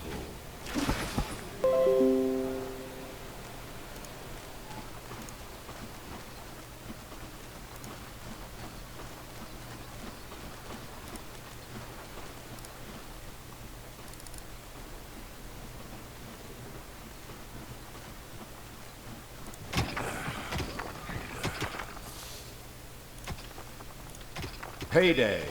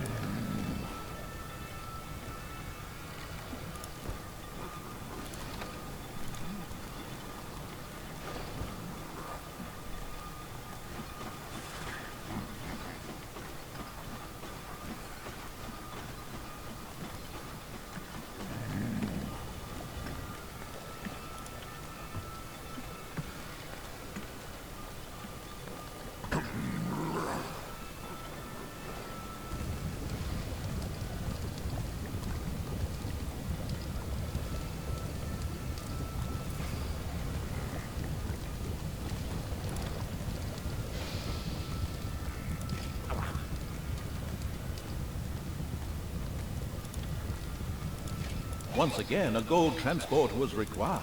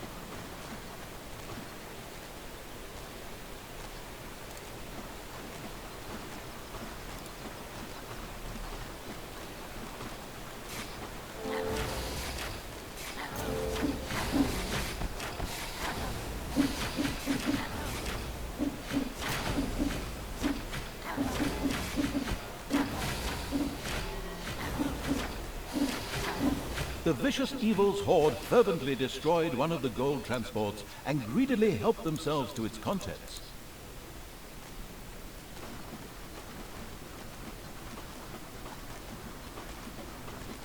Payday!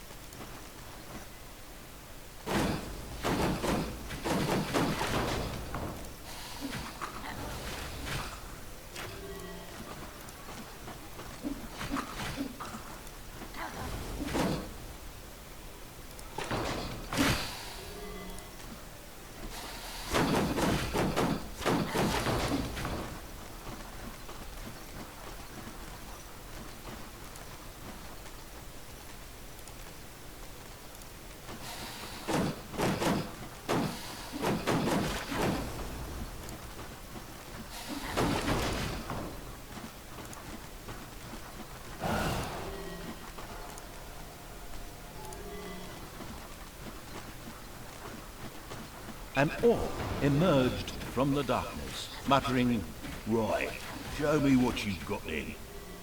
He started attacking the creatures of the ultimate evil. After a tough battle, the mysterious orc was slain. What was all that about? But wait, suddenly the corpse of the orc began to disintegrate. At the same time, something could be seen moving by that strange altar in the orc cave. Was that his spirit floating in the air over there? After a few seconds, the strange altar appeared to set the orc free. It would seem he had risen from the dead. He now happily joined the horde, having ensured their fighting skills were up to scratch. This strange altar was impressive. Perhaps the ultimate evil would soon be able to build something like this in its own dungeon, once it had inspired its monsters through an act of evil. The hungry evil was in the mood for horse salami. The time had come to get rid of the unicorn. Avoid the fratricidal war. Each sliver of a soul exists in its own right. Him again? Good grief, can't he and his pseudo-mystical babbling go somewhere else? We're trying to tell a story here.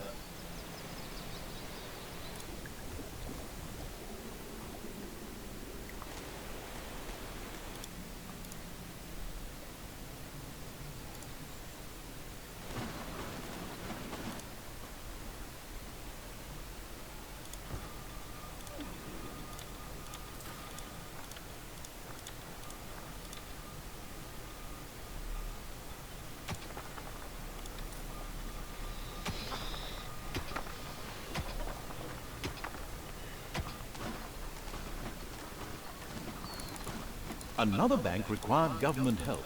Immediately, a gold-laden donkey headed out onto Wall Street.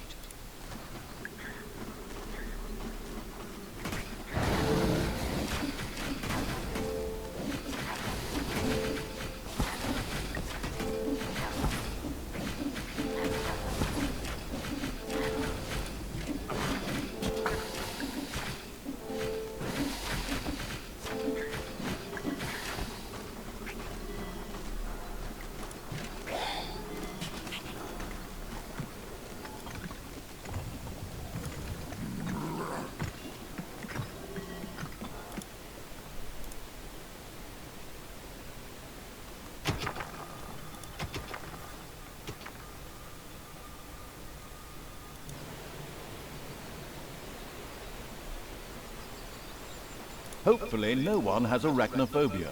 A spider nest has been discovered.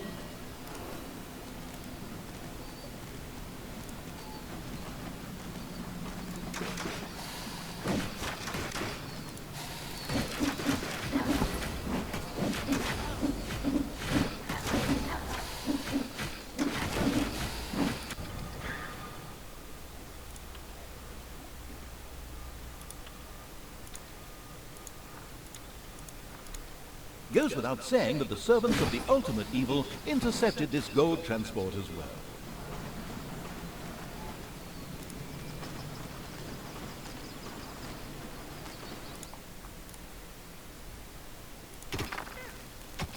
Payday!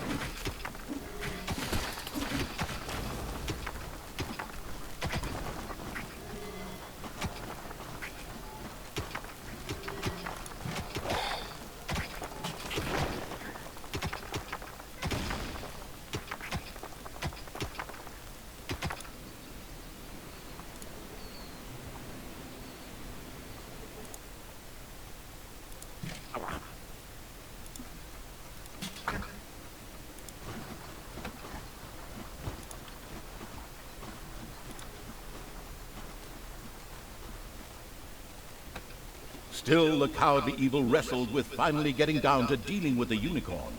Was it fearful of losing too many troops in the battle, or had it secretly developed a soft spot for the beast?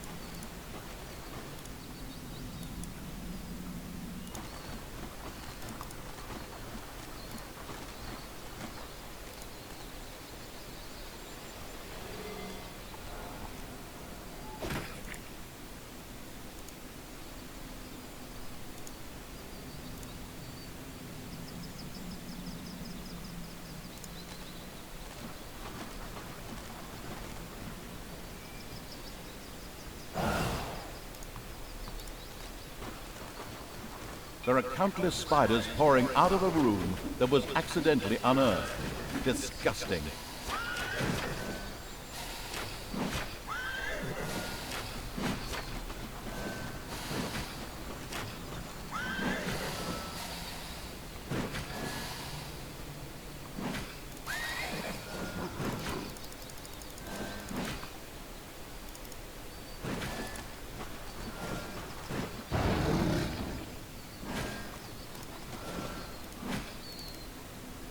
Once again, a gold transport was required.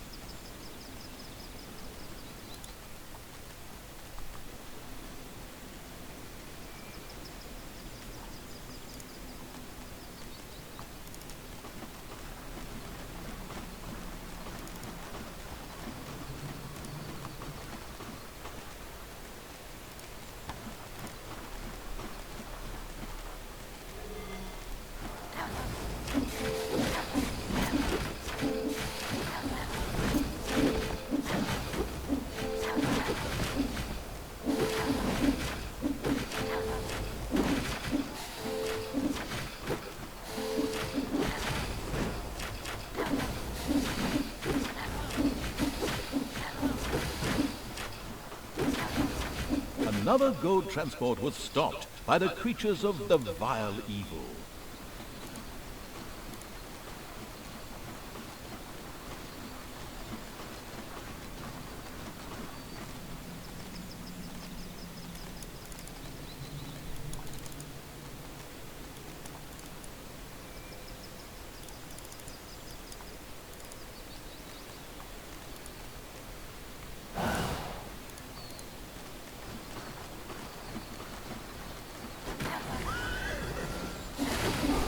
Nailed it. The Horde's bloodthirsty monsters killed the disgustingly fluffy unicorn on behalf of the ensconced evil.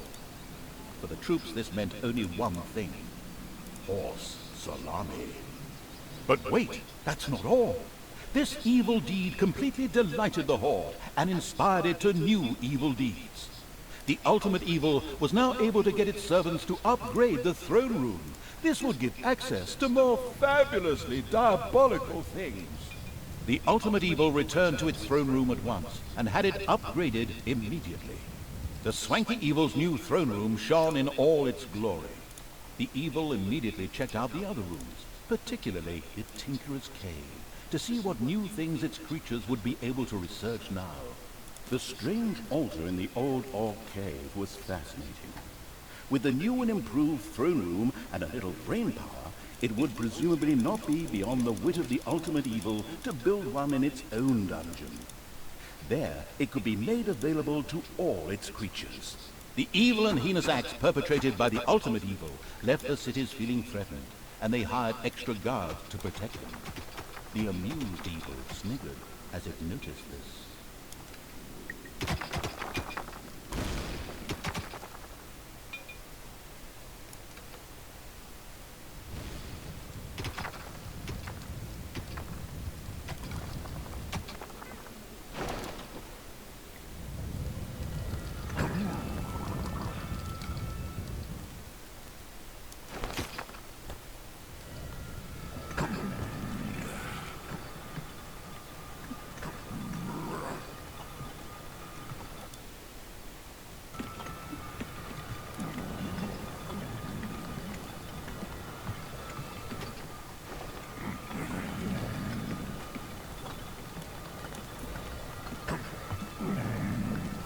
Insert funny line here.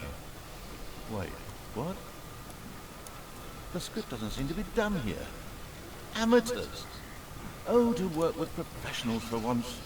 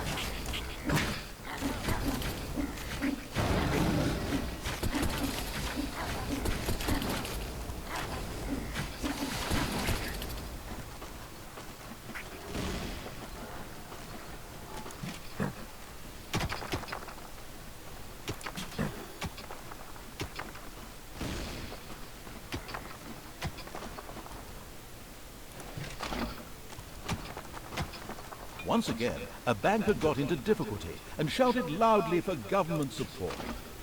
A gold convoy started making its way along Wall Street.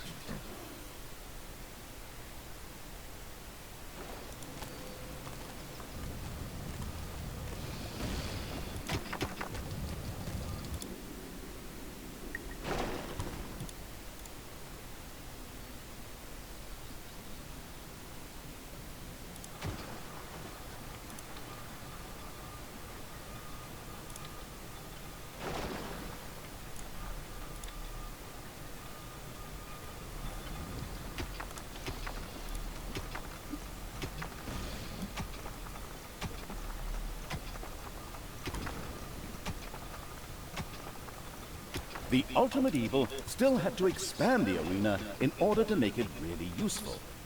A fighting pit would enable it to improve one of its creatures and train them to be an even better fighter.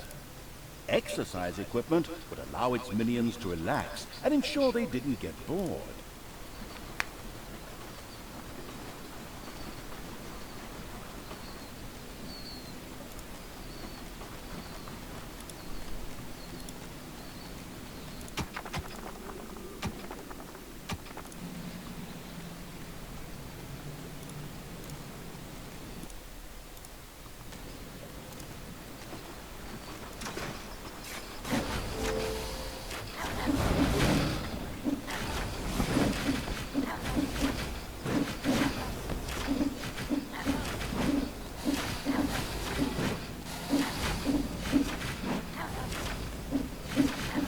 Goes without saying that the servants of the Ultimate Evil intercepted this gold transport as well.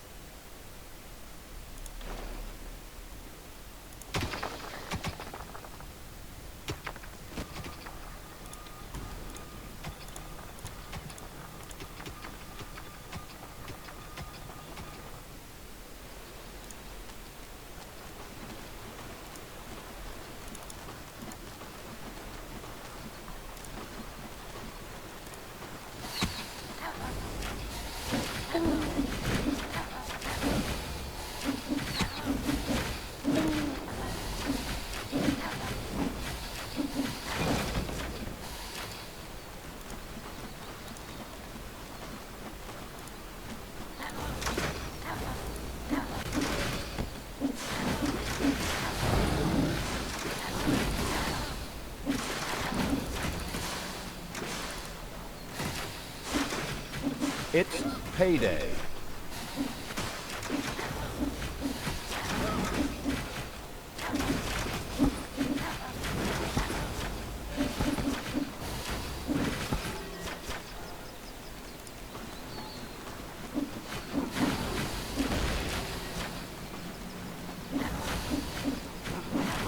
The city by the forest and its lumber camp held up well, but were not able to tactically outwit the dastardly evil's genius, and so the city was destroyed by the Horde. The question now arose whether the Horde should start felling trees here, or whether that would enrage the Night Elves. What? Night Elves? Oh, wrong game. Apologies.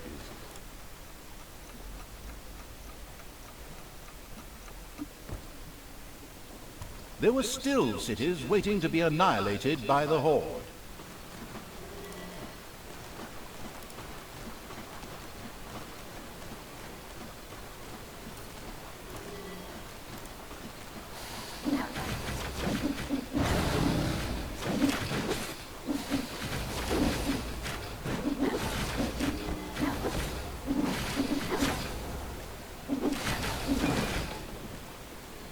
Some creatures had been hiding in a secret room. They joined the Ultimate Evil.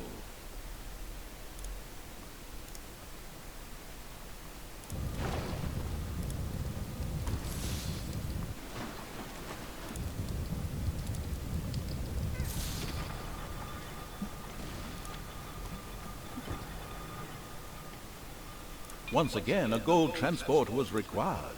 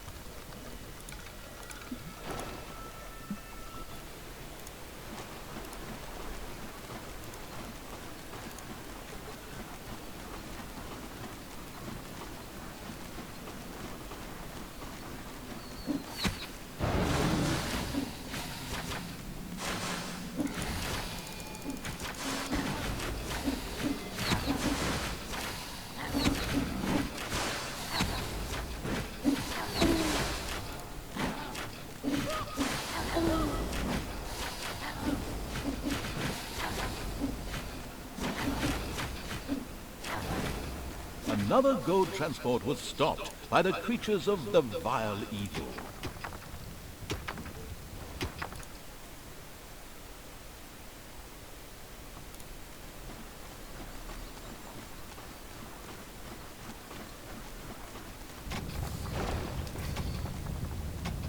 There are countless spiders pouring out of a room that was accidentally unearthed. Disgusting.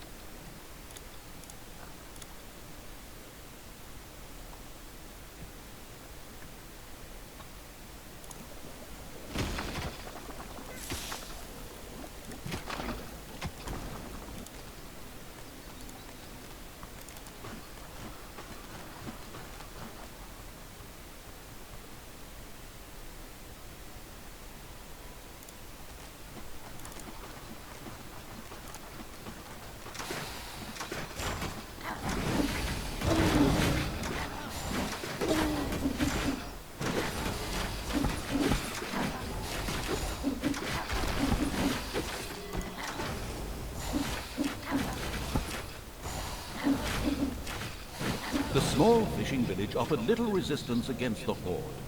The thought of getting the fishermen to work for it was quickly rejected by a doubtful evil. It was concerned that the horde would get too used to something so tasty.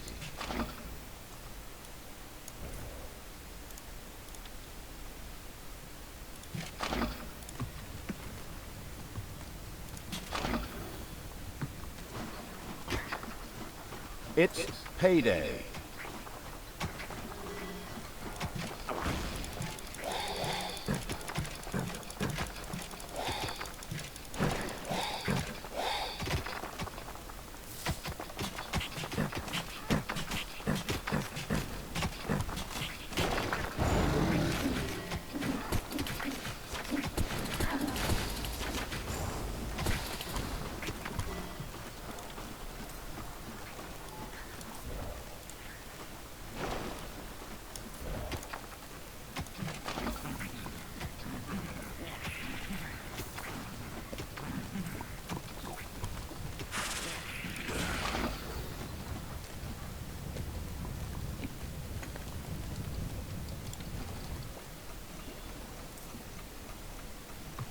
The cities lay there like ripe fruit, just waiting to be picked. The ultimate evil gathered its creatures in order to address the problem.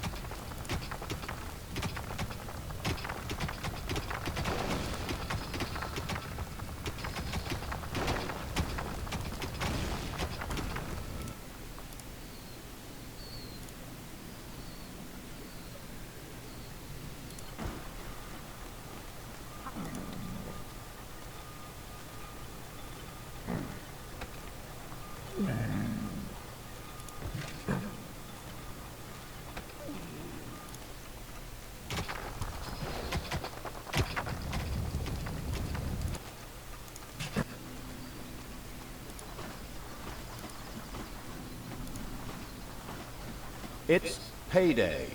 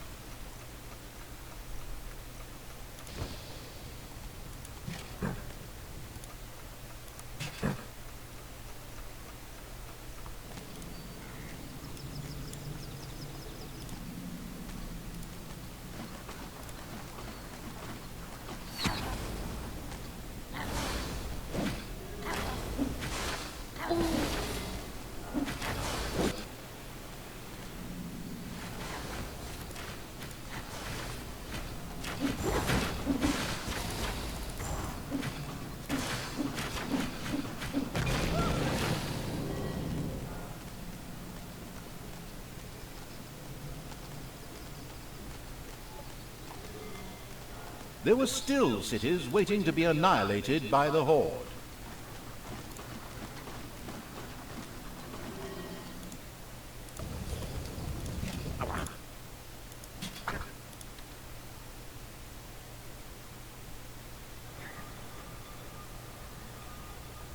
The strange altar was finally researched and ready to be built.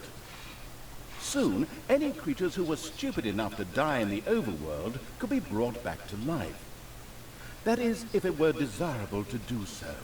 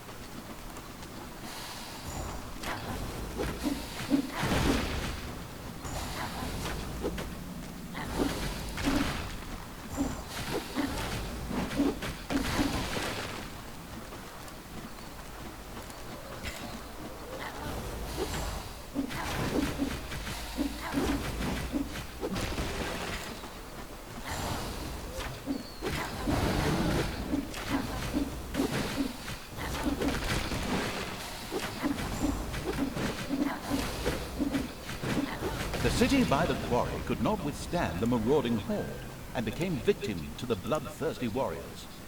The survivors would be allowed to continue working in the quarry. They'd just be made to do it in chains to please the insidious evil. Mission accomplished. The unicorn graced the ultimate evil's mantelpiece. The cities lay in ruins and Wall Street was occupied. 99% of the mission objectives had been completed. Wait, no, it's 100%. Excellent! Job done. Again, the ultimate evil's army... Job done. Again, the ultimate evil's army stood before the gates of King's Ending. The last heroes of the...